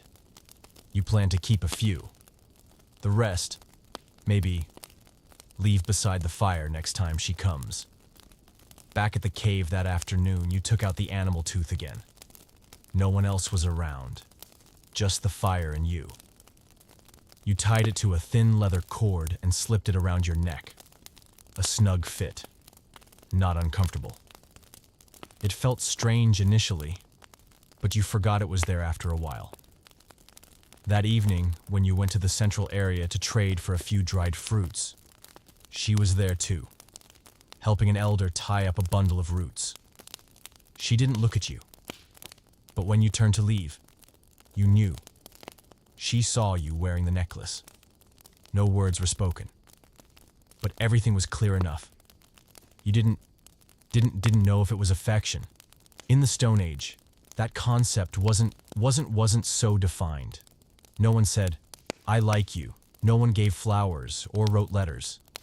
But every glance, every item exchanged, every moment of quiet sitting beside each other without speaking, it all said enough. That night, you lay in the cave, the fire burning low. The tooth still rested on your chest, warmed by your body. You closed your eyes and exhaled softly. At this time, no one says, "I miss you." They leave a little pouch by the fire. And somehow that's enough. It all started very small. A sharp ache in your right jaw when you bit into a slightly overcooked root. You stopped. Bit gently again. Pain. Not the kind that stings like cold. Not the jolt of a cut. But a deep, dull ache within the bone, hard to pinpoint, with no clear start or end. You chewed on the left side. It's still edible but not pleasant. You figured, hit something hard. But by noon, the pain was still there. When you yawned, it became clearer. Your right cheek felt warm, slightly swollen. No fever. But you knew this wasn't just nothing. At this time, a toothache means no dentist, no painkillers, no fillings, no extractions, no antiseptic rinses. Only cold stream water, and maybe some folk knowledge, if you're lucky. You didn't go hunting that day. You stayed in the cave and chewed a few dry mushrooms, carefully avoiding the sore side. Then you went to find an elder in the tribe, the same one who treated your leg injury with leaves days ago. You pointed to your cheek, winced, then mimed biting your hand. He understood immediately. He nodded, rummaged through his pouch, and took out a pinch of dark powder and a small bundle of leaves. He motioned for you to sit. He crushed the leaves, dipped them in the powder, then applied them to the outside of your cheek. Not for you to chew, to press against the skin. Warmth spread. A pungent, spicy scent filled your nose. You sat still like that for nearly half an hour, motionless. With every passing minute, the pain dulled a bit. Not gone, but eased. Then he removed the leaves, nodded with satisfaction, and handed you the remaining batch to use if needed. You thanked him with your eyes. He nodded again and walked away without another word. That afternoon, you rested near the fire. I didn't do anything strenuous. It didn't go far. I just carved a small wooden spoon. The idea came after realizing you'd need to eat without chewing much. You carved slowly. The stone blade was dull, so every cut took patience. But the task distracted you from the pain. And when finished, the spoon was lopsided, but usable. That night you ate with the spoon. No biting. I'm just scooping bits of mashed root and warmed mushrooms. It felt strange, but it worked. You weren't hungry. You weren't tired. You just felt your body was adapting. You remembered those first days here when even a small scratch could throw you into a panic. And now, here you were, pressing leaf poultices to a toothache, carving spoons to make eating easier, and knowing how not to make things worse. As you lay down, you set the remaining leaf mix near your sleeping spot. The fire was still burning. A soft glow danced on the cave wall. The animal tooth necklace from yesterday is still hanging around your neck, colder now than before. You pulled the hide blanket up to your chin and tilted your head slightly to the left, the side that didn't hurt. And you thought to yourself, tomorrow will be better. Nothing's ever certain in this age, but sometimes believing in tomorrow is part of surviving. This morning, you felt better. The toothache was still there, a dull reminder rather than the sharp jab it had been the day before. You ate slowly, leaning to the left, scooping small bites with the wooden spoon you'd carved. Everything moved slowly but smoothly. No one called you to hunt, and there was no urgent work. So you decided to find something to do, something light but valuable. You remembered the pile of bark drying beside one of the tribe's shelters. The woman who lived there often sat weaving it into the cord. You walked over. You didn't ask. I just stood nearby and waited. She, a middle-aged woman, glanced at you once, then kept working. Her hands twisted thin bark strands, pairing and knotting them with practiced ease. You sat down, keeping some distance. After a while, she pushed a small bundle of soft bark fibers toward you, motioning for you to try. You took it, but you were still unsure what to do. She repeated the motion slowly, splitting the fibers, twisting each half in opposite directions, and then crossing them over. You copied her. Your first strand was a mess, uneven, slack. But she didn't laugh. I didn't fix it. She just continued with her work.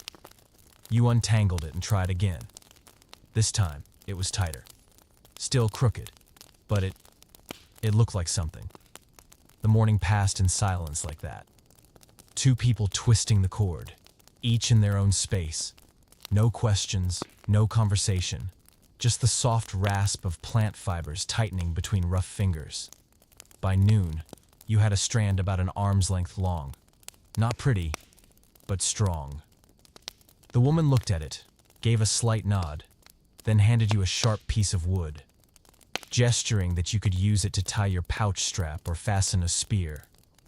You took it, nodded back, and stood up, feeling lighter. You hadn't expected a twisting cord to make a morning pass quickly. You used the cord to repair your pouch's loose strap that afternoon. Making something you needed, even small, made you feel closer to this place. No longer just a newcomer, taking what was given. While you were rekindling the fire that evening, she came by again. She didn't bring anything. They didn't say anything. She just sat across the fire, leaning against the stone, arms resting on her knees. The two of you sat quietly, watching the flames, not speaking. After a while, you held up the cord you'd made and showed her. She looked at it, took it, gave it a gentle tug. Strong. Then she nodded, set it back down next to you, and the corner of her mouth curled slightly, like she might smile but wasn't ready to. No praise is needed. That glance was enough. The fire burned steadily that night. The woodpile was whole, and the wind was gentle. You lay down with the animal tooth still hanging from your neck, your knee not sore, your tooth not throbbing.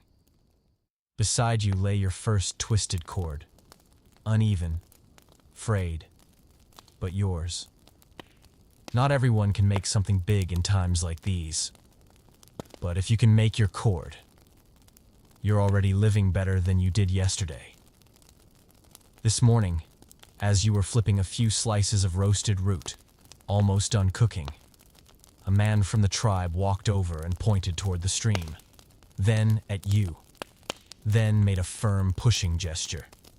You understood. They were assigning you something. It wasn't a suggestion. It wasn't an invitation like in the early days. This time, it was more like a specific task with particular expectations. You nodded, grabbed your pouch, tucked a few roots inside, fastened your stone knife to your side, and followed the man behind the stream to a place you rarely visited. The path sloped more steeply, and the grass rose past your knees. You pushed through, brushing aside dew-wet branches until you reached a clearing scattered with sharp stones. There, two others were hauling long logs from the forest's edge. Each log was as thick as your arm and about as long as your reach. Not ordinary firewood. This was sturdy timber used for building frames or windbreaks. Heavy, not easy to carry. They pointed at the woodpile and an old, leaning wooden frame nearby. You'd been assigned to help rebuild it, You hesitated, not out of laziness, but because you'd never built anything this large here. Yet no one explained. No one gave step-by-step guidance. They just worked and expected you to follow. You started by lifting a few smaller beams and driving them into the ground the way they did. Digging with your hands, wedging stones around the base. Not too heavy, but fast enough to strain your back and numb your hands. The others worked quickly, silently, steadily. You tried to keep pace, but for every one beam you fixed, they'd finish 3. You didn't complain. Just keep your head down and work. But when you braced one support beam at the wrong angle, and the whole frame tilted awkwardly to one side, the older man in the group stopped. He didn't yell, but he came over, took it apart, and redid it right before you. No scolding. But it wasn't needed. The feeling that you were slowing down the group was clear enough. You moved on to a different section, gathering stones, digging holes, tying cords, twisting knots. With every part you finished, you checked it yourself, careful not to repeat mistakes. By midday, the frame stood firmer. It's not perfect, but it's no longer lopsided. The older man nodded and gestured. It was done. Everyone sat on nearby rocks and took out their food. You unwrapped the roasted root you'd packed in the morning, ate slowly. No one spoke, but the air felt lighter than it had in the morning. Before leaving, the older man handed you a length of tightly twisted leather cord, the strongest kind they used for frames. He said nothing. I just handed it over. You understood it as a form of acceptance, not praise, but no rejection. You returned to the cave in the afternoon light. Your hands were sore, fingernails full of dirt, shoulders aching. But in your pouch was a new piece of cord, and in your mindless noise. That evening, you lit your fire early, ate early, and then sat warming your hands longer than usual. You weren't thinking about building frames anymore. You were thinking about the first time you'd been assigned something. At first, you were an outsider, eating the shared leftovers, sitting behind and doing support work. But today, someone called your name, give you a task, watched you, judged you, and clumsy as you were, you'd finished it. You lay down. Animal hide pulled close, fire crackling steady. Maybe tomorrow they'll call for you again, and you'll nod, without hesitation. Tonight isn't colder than the nights before. But no one sleeps well. You sensed something was off since the afternoon. The birds went quiet earlier than usual. The stream felt too still, and the wind shifted direction without warning. No tribe member said it aloud, but their eyes told the story. Everyone moved more slowly, and held their spears and stone knives more tightly. The children were called back to the cave earlier than usual. By evening, you lit your fire. It burned strong, but still didn't feel warm enough. This cold wasn't from the wind, it came from waiting. A quiet tension stretched across the rocks in the dark. You pulled your spear closer and slipped a sharp stone into your pouch. Not because you thought you'd have to fight, but because when everyone starts being careful, so should you. As you were arranging your sleeping skins, you heard a sound. Not loud, just a soft, dry crack from the edge of the forest. You sat up, listened. Nothing. You lay down. But before the skins reached your shoulders this time, a growl. Not far. Not vague. Clear. A deep, heavy growl that echoed through the rocks and touched your spine. Not a wolf. Not an owl. This was bigger. A night predator. Maybe a leopard. Or a bear. Or something you hadn't faced before. You sat bolt upright. You weren't the only one who heard it. From far away, you caught the sharp pattern of tribe signals. 3 short whistles, 1 long. All the central fires were lit larger. No one screamed, no one ran. But you saw more shadows moving than usual. You didn't leave the cave, but you dragged a stone tighter against the entrance to block the wind, the firelight, and whatever was out there. The fire glowed brighter. You sat still, eyes fixed on the mouth of the cave. She came by, carrying nothing and saying nothing. I just stepped in and sat across the fire from you. You looked at her. She placed down her spear, then gently pushed a fur blanket toward your side. You sat beside each other, the fire flickering across both faces in silence. No words needed, but you knew. No one was going to sleep tonight. Outside, the growl came again. It's fainter this time. Maybe the beast turned away, or was they circling? You didn't know. But both of you gripped your spear handles tighter. Time moved slowly, like water dripping. By midnight, there were no more sounds. Only the soft crackling of the fire and the dry wind brushing the hanging skins near the cave mouth. You rested your head against the rock. I didn't sleep, but weren't as tense as before. She dozed lightly beside you, spear still in hand. You pulled the fur over her shoulders, then turned your eyes back to the dark. Nothing happened that night. No one was hurt. No one went missing. The creature passed. Maybe it was the smoke. Perhaps the fires were too bright. But the whole tribe stayed awake together. The next morning, everyone was quieter than usual. Not out of fear, just tired. You stoked the fire again, warmed the water, and shared the last roasted root with her. She smiled softly and accepted it. Her eyes were more shadowed than yesterday, but still bright. So were yours. No one asked, "Were you scared last night?" Because everyone knew you were. But you stayed. And in times like this, staying is courage enough. After a sleepless night, you expect the next day to pass slowly, but it doesn't. By midday, everything changes with a single shout, not a call for help, a cry of joy. For the first time, you hear someone in the tribe cheer like that, loud, clear, echoing. You rush out of the cave, holding half a roasted root, and run toward the sound. At least 5 people are standing around something significant in the clearing where people usually gather, being dragged with thick rope. You push closer. It's a forest deer, badly wounded, blood smeared down one flank, its hind leg dragging, but still alive, eyes open.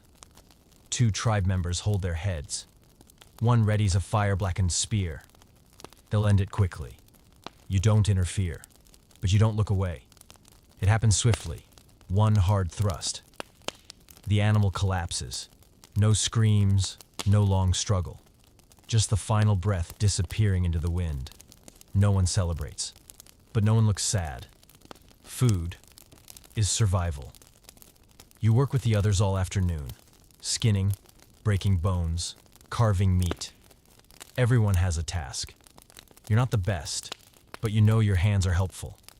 Cleaning stone blades, stacking wood, preparing leaves to wrap meat portions. The best cuts are kept to roast that evening. A large fire is built in the center of the clearing.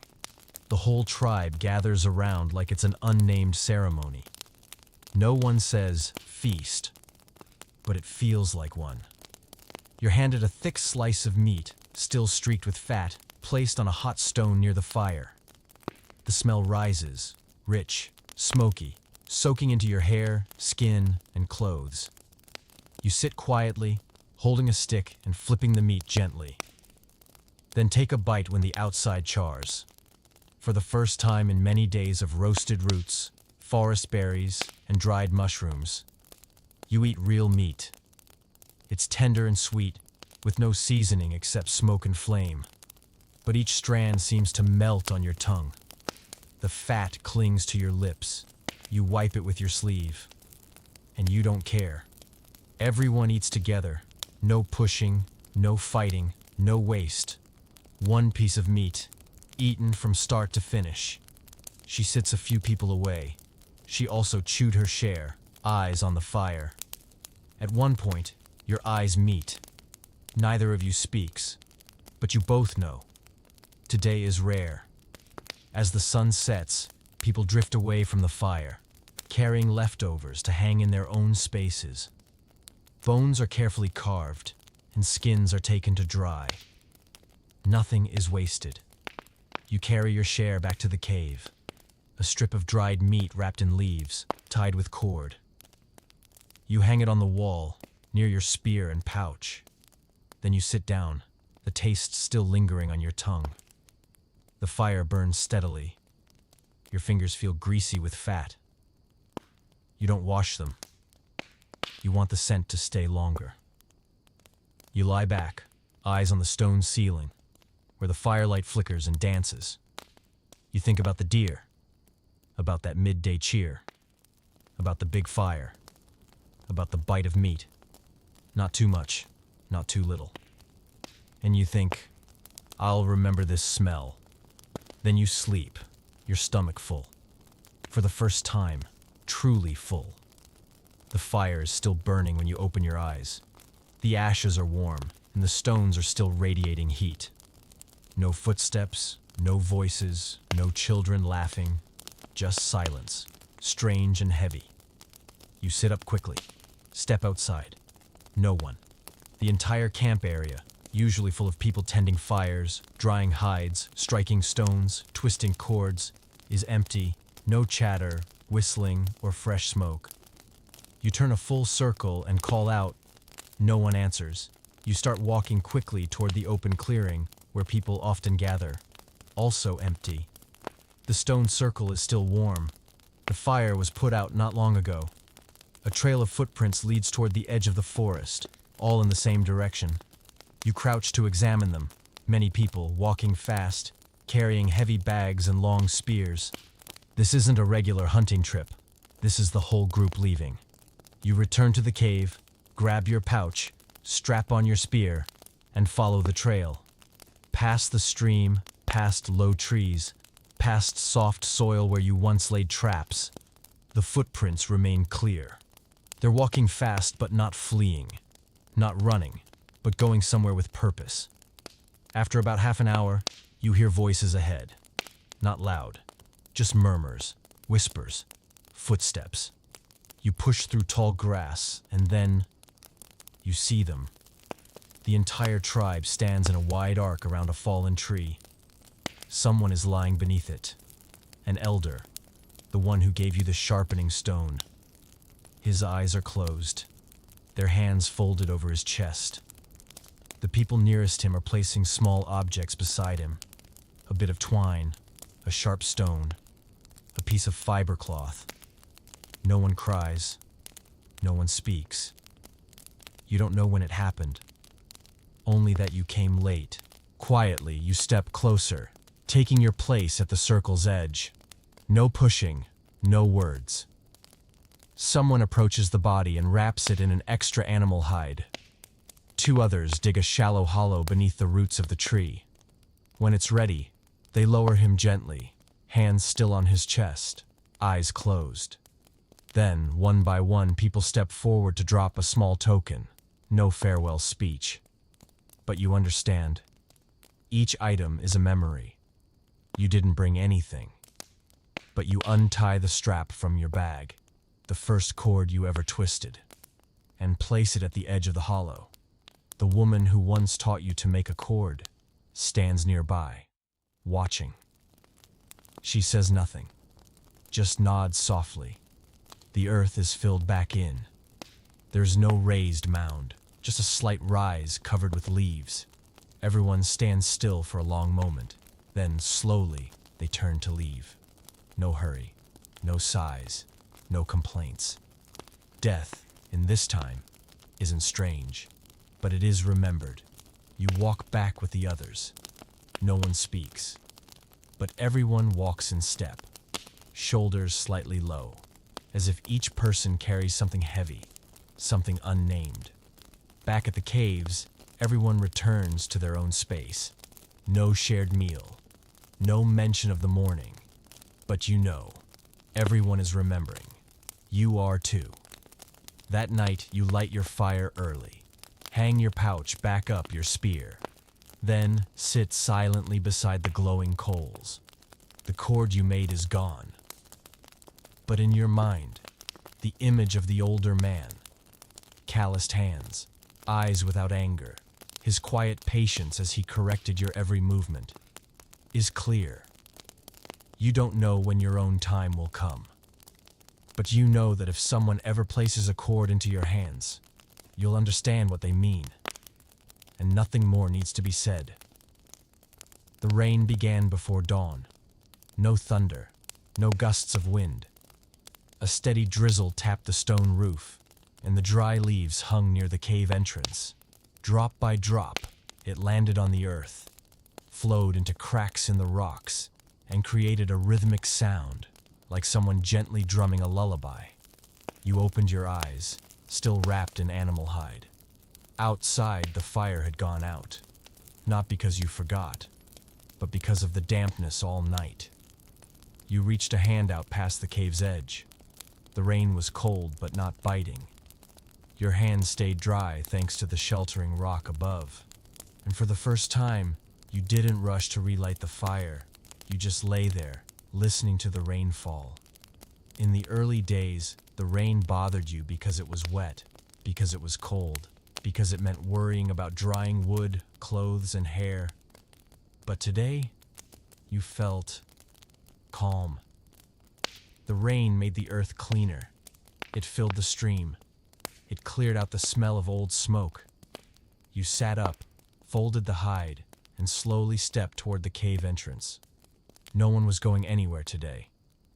The whole tribe had retreated to the stone shelters, each person tending to their own space. No hunting, no drying, no gatherings. You heard soft laughter from the neighboring cave, where some children played in puddles. Then, a faint cough from an older woman. Then silence. You picked up your water pouch, sat down, and poured a little into a small stone bowl, sipping slowly.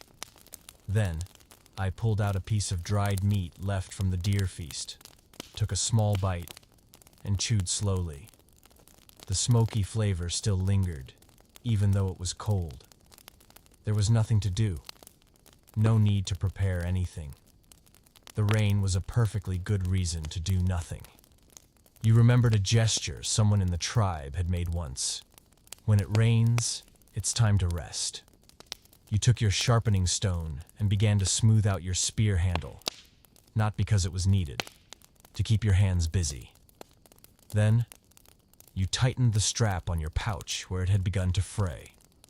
Afterward, you pulled out some bark and tried twisting a new cord, thinner this time, fine as a strand of hair. While you were bent over your work, soft footsteps approached. It was her.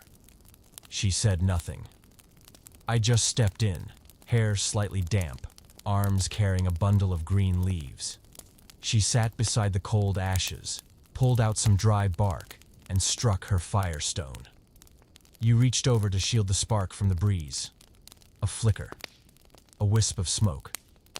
Then, fire again. You warmed your hands together. She placed her leaves behind the fire to dry. You nudged a few stones closer to the flame for extra warmth. No words were spoken, but every movement flowed together like you had done this many times before. After a while, she reached into her pouch and took out 2 red wild berries, placing one beside you. There is no need to gesture. You picked it up, bit gently. A soft tang, just sweet enough. You looked outside. The rain still fell steadily. Each drop splashed on the ground, forming tiny circles before vanishing. Not harsh, not hurried. Like this tribe, quiet but enduring. She picked up the cord you'd been twisting, your latest attempt, and looped it gently around her wrist. Not tight, just once around. Then she took it off. I placed it back beside you. You smiled. They didn't speak. She stood up, nodded, and stepped out of the cave, heading toward the far side of the cliff. You stayed a while longer, still holding the cord that had circled her wrist. The earth was damp, the fire crackled softly, and the air smelled of wet leaves. You lay back down and pulled the hide to your chin, eyes resting on the stone ceiling. Today was a rainy day, but not cold, not lonely, and needing nothing more. This morning, the rain had stopped. It had ended sometime in the night. The ground was still damp. Pebbles glistened with leftover droplets. The trees looked greener, the grass softer, and the air smelled clean. You woke up earlier than usual, partly because of the bird song right outside the cave, partly because you just felt good. Nothing ached. You weren't cold. You weren't hungry. You weren't uneasy.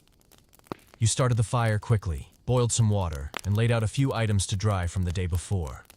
While you were shaving a tree branch into a knife handle, an older man passed by and gestured for you to follow him. You nodded, grabbed your spear, slung your pouch over your shoulder, and followed. He led you to the forest's edge, to a mossy boulder. There were already 3 others there, one of them a young man around your age, hunched over and clutching a bleeding arm.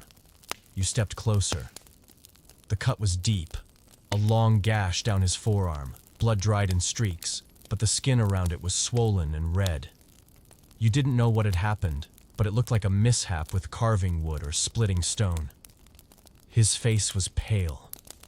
His eyes stared into nothing. The older man sat beside him, pulling out a pouch of dry leaves, black powder, and a little water collected from tree leaves. He began washing the wound. You were signaled to hold the young man steady. You did. Your hand gripped his shoulder. You could feel the tension in his muscles, the quick breathing, and the unwilling eyes that refused to look down. You didn't say anything. He squeezed his shoulder slightly as if to say, "It's okay." When the herbs and powder were applied, the wound calmed. His breathing slowed. And then, for the first time, he glanced at you.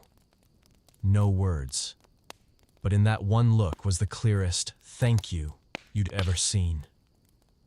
The older man tied up the wound with a strip of soft hide. When he was done, he stood up and gestured for you to stay with the boy while he fetched more herbs. You sat down beside him. Neither of you spoke. A few minutes passed. Then the boy extended his right hand, the uninjured one, and turned it palm up. There was a small, faded scar. He pointed at it, then mimed something. Climbing a tree as a child and falling. You understood. And without thinking, you pulled up your pant leg, revealing the thin scar from when you slipped fetching water on your first week here. It stretched across your knee. You pointed to it and looked at him. Both of you laughed, softly, briefly. But it was the first laugh of the day. You thought about scars, faint marks on the skin, and how everyone here has them. No one hides them. No one is ashamed. In this world, if you have a scar, it means you survived. Each one is a story, a lesson, a moment you almost didn't make it, but did. You were invited to the camp center to help prepare Firestone that afternoon.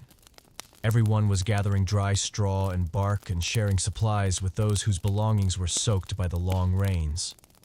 You carved the stones, sharpened edges, and tested the sparks. The task wasn't challenging, but it required focus. Your hands earned a few scrapes from the repetition, but you didn't mind. By nightfall, you returned to the cave. The fire you'd built earlier was still glowing gently. You added more wood, gave it a soft breath, and sat beside it. You removed your shirt and checked your knee. The scar was fully healed now. No more redness. No more sting. But you remembered clearly what it had felt like when it tore open. The chill, the sting, the panic. She came by while you were looking at it. She sat down and glanced at the scar. I didn't touch it. Just give a slight nod, then place a smooth, round stone beside you. The kind used to soothe bruises or hold warmth by the fire. You picked it up, said nothing, Just hold it in your palm, firm and warm. Then, place it gently on your thigh next to the old scar. You don't know how many more scars are waiting ahead. But if they come, you now know you'll make it through. And when they heal, they'll whisper that you once hurt, feared, and fell, but didn't quit. This morning, as the sun finally broke through after days of damp weather, someone in the tribe pointed at you, then pointed toward the forest edge, where a stretch of berry bushes grew thick and wild. You understood right away. It was your turn to go foraging, not hunting, not dangerous. But it's not as easy as you'd imagined either. You slung on a leather pouch, grabbed your spear, and tucked a few lengths of twisted cord into your belt for tying things. Your guide was a young woman a few years older than you. Quiet, severe, and swift on her feet. The two of you passed through a low forest, stepping over small streams. Berries grew scattered around, some red, some black, others a purplish green. She signaled, "Only pick the soft ones, round and even in color, without blemishes. The others, bitter, waxy, or worse." You began to pick, dropping one berry at a time into your pouch. The sun rose slowly, slicing through the leaves. Birds called through the trees. The air was cool, the soil damp beneath your feet, but pleasant. After a while, she veered off to check a distant patch. She gestured, "Wait here." You nodded and kept picking. At first, you were careful, but then you spotted another patch of bushes not far off. You thought, "I'll just grab a few and come right back." So you stepped over. That bush sat beside a large tree trunk. You crouched, picked a few berries, and added them to your pouch. Then, I spotted another patch, slightly farther, and another one beyond that. You kept going, deeper and deeper, without realizing it, until you looked up. And I didn't know where you were. No sign of the original bush, no familiar tree, no trail. You turned in a circle. Every tree looked the same. Leaves scattered everywhere. Birds still chirping. The wind is still blowing. But no more footsteps. No more voices. You weren't panicking, but your heart was beating faster. You tried walking back the way you came, but after a few steps, you weren't sure if that was the way. No footprints, no landmarks. You stopped. I took a deep breath, then remembered what you'd seen the others do. Stand still. Listen. You sat on a rock, set down the berry pouch, and closed your eyes. The wind blew from the west. You tried to sense everything around you. A faint rustle. Just leaves. Not human. Then another sound. Click. Like two stones tapping. You opened your eyes. Listened closely. A whistling signal. You jumped to your feet and replied, 3 short whistles, like you'd heard others use before. Moments later, there was a reply. Then footsteps. And then she appeared, breathing slightly more complicated than usual, but with calm eyes. No scolding. No questions about why you wandered off. She just glanced at your berry pouch and nodded. You understood. Next time, don't go off alone. On the way back, neither of you said a word, but every step felt more deliberate, more certain. Back at the cave, you emptied the berries and began washing them. A few were bruised, a few not quite ripe, but most were good. You set aside some to dry. The rest would be used to make drinks. That evening, as you were tending the fire, she passed by and placed something in your pouch, a length of twisted leather cord, stronger than the ones you usually carried. Then walked away. No words, but a clear message. Next time, tie a trail. You held the cord in your hand and gave it a gentle squeeze. Your first time berry foraging had taught you more than just how to spot the ripe ones. You'd learned how to listen, how to pause, how to wait. and that sometimes, to avoid getting lost, all you need is a tether. Even a simple one, like a cord. Today, nothing significant happened. No hunting, no scaffold building, no injuries, no beasts growling in the dark. Everyone in the tribe calmly did their work. Some drying roots, some scraping hides, others hanging rope to dry. It was a day so ordinary. It felt almost empty. And for the first time since arriving here, you weren't given any task. You woke up late, well after the sun had risen. No one called for you. No one pointed or signaled. You lit a small fire and ate your breakfast of leftover dried meat and cool stream water. Then I sat for a long while, unsure what to do next. You tried splitting some wood, but stopped after 3 swings. You tried twisting the cord, but the strands turned uneven. You thought about walking to the stream, but the air was heavy and damp and your heart wasn't in it. You felt uneasy, used to always being busy. But then, you looked around. A young boy was doodling on a stone with a stick. An older woman was tying plant fibers into small bundles. Someone was lying on a sun-warmed rock, arms behind their head, eyes closed. No one was in a rush. No one seemed pressed to be anywhere at all. And you realized, maybe, today was a day for doing nothing. So you walked toward the end of the cliff, the place where you once watched the birds. A narrow ledge jutted out, overlooking a quiet valley below.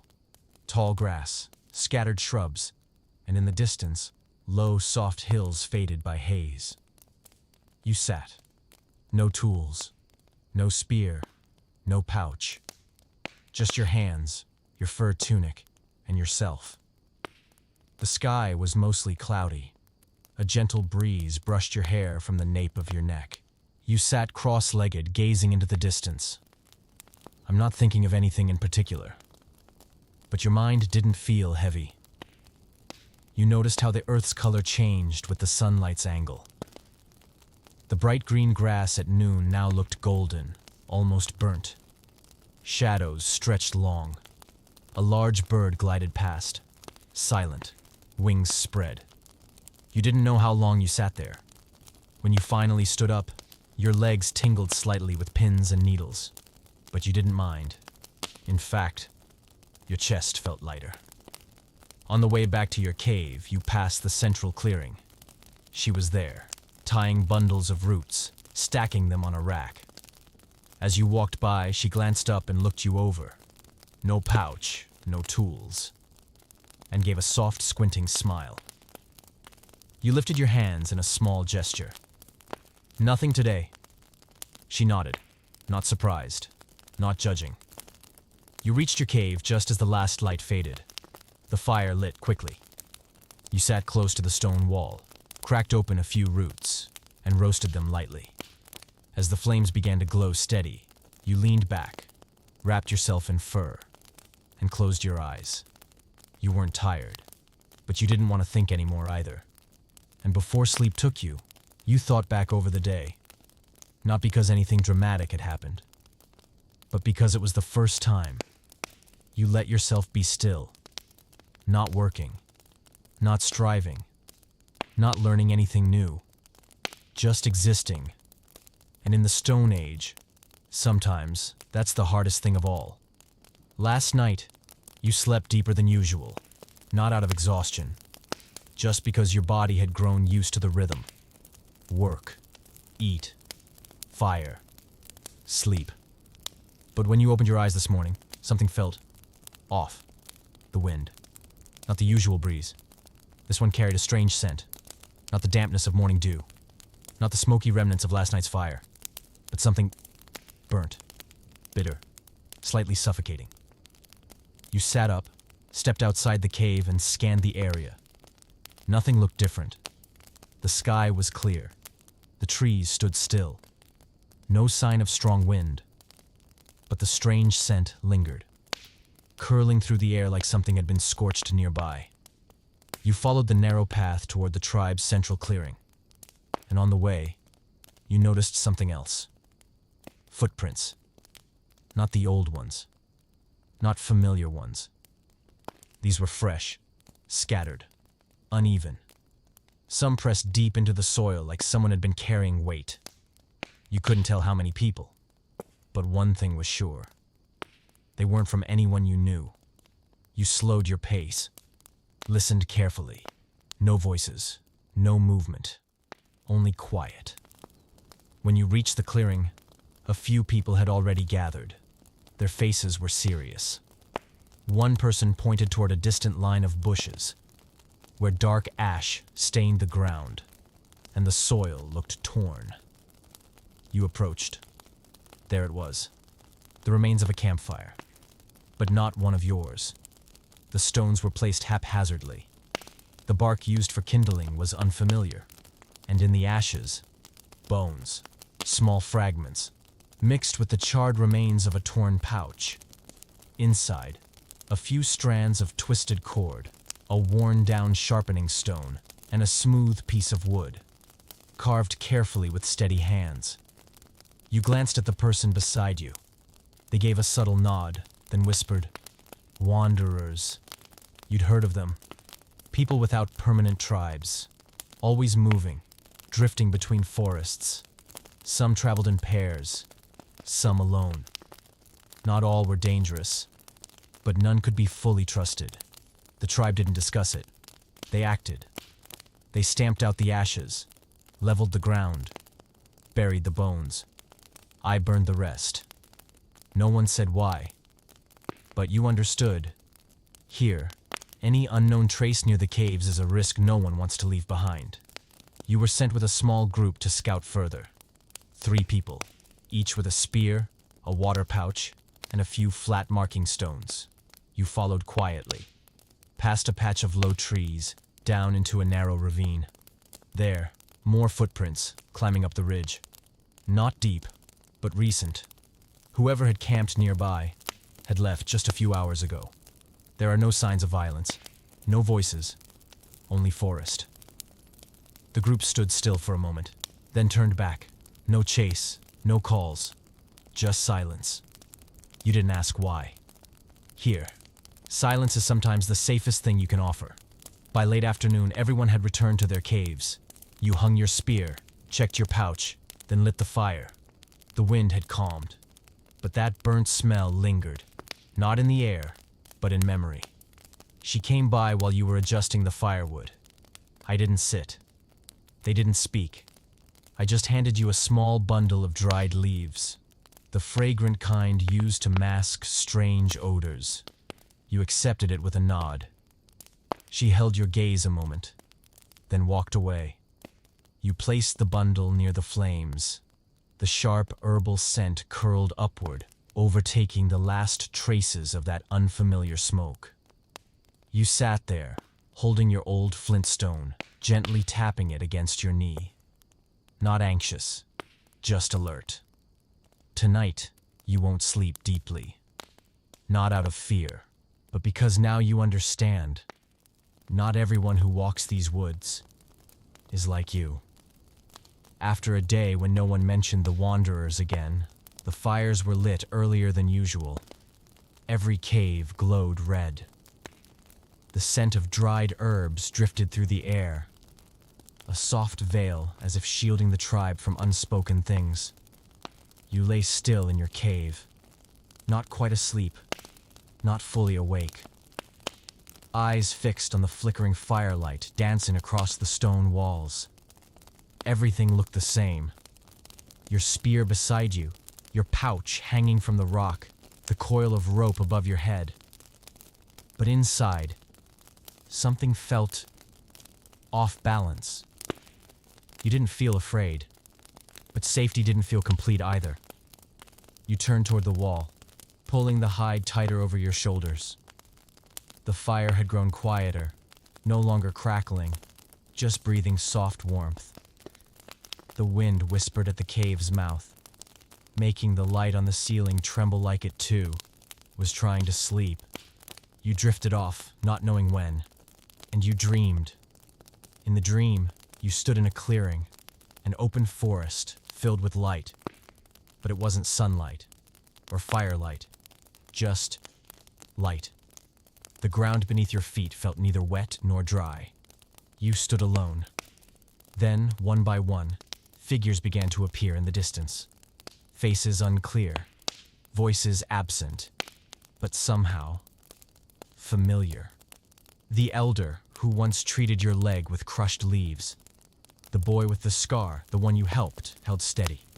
The quiet girl who sat beside you that stormy night. And yourself. Not now, but how you once were. Clumsy hands gripping a spear, shoulders tense, eyes always pointed down. They all stood there, still, unmoving. Only you were walking, one slow step at a time.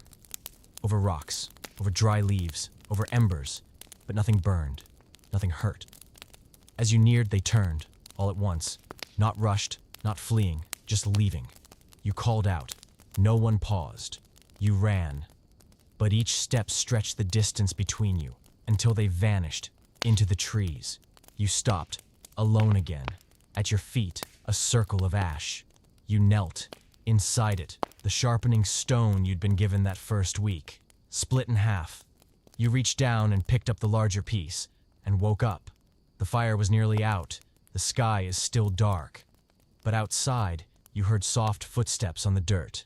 Not hurried. Not secretive. Familiar. You rose and stepped to the mouth of the cave. It was her.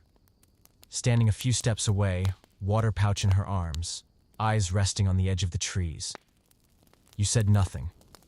She turned slightly, tilting her head as if to say, "You too?" You sat on the flat rock just outside.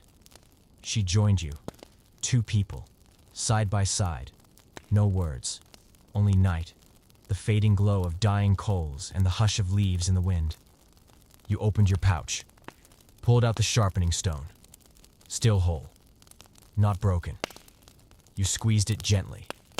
She reached for it, studied it briefly in the dim light, then placed it back into your hand. You both understood. No two dreams are ever the same. But the feeling after waking, that everyone recognizes. You didn't sleep again that night. I just sat there beside someone, looking out toward the forest. No talking. No need. Because tonight, you knew with quiet certainty, you were no longer a stranger here. That morning you didn't wake in a rush. No one called. No unfamiliar footprints. No urgent tasks. Only warm light filtered through the mouth of the cave, birds calling gently to one another, and the dry scent of stone and earth after a calm night. As always, you sat up, rolled your hide neatly, folded your small pouches, and hung your spear and coiled rope on the stone hook. Everything was in its place now. You no longer fumbled for each item like you did in those first days. You rekindled the fire. Your hands knew precisely how to strike stone. A gentle tap, just the right angle, and sparks on the first try. You dried your tinder, added wood, and warmed the heat stone beside the flame like it was second nature. Someone from the tribe passed by, the elder who once nodded at your fire rack. He looked at you silently, lifted his fist, and pressed it to his chest. A simple gesture, but in this world, it meant, well done. You nodded, smiled, and returned to your quiet tasks, sharpening the tip of your spear, tightening your pouch straps, airing out the last bundle of fragrant rope. That afternoon, you wandered the familiar forest paths. Not to gather, not to hunt, to look back. The old tree stump where you set your first snare. The flat rock where you once nursed a swollen leg. The clearing where you added your first stick to the communal fire. They were all still there. But you weren't the same. You were no longer clumsy. No longer asking yourself, what am I doing here? You knew. You were living. As dusk fell, you returned to your cave and sat by the fire. She came by, said nothing, and sat beside you.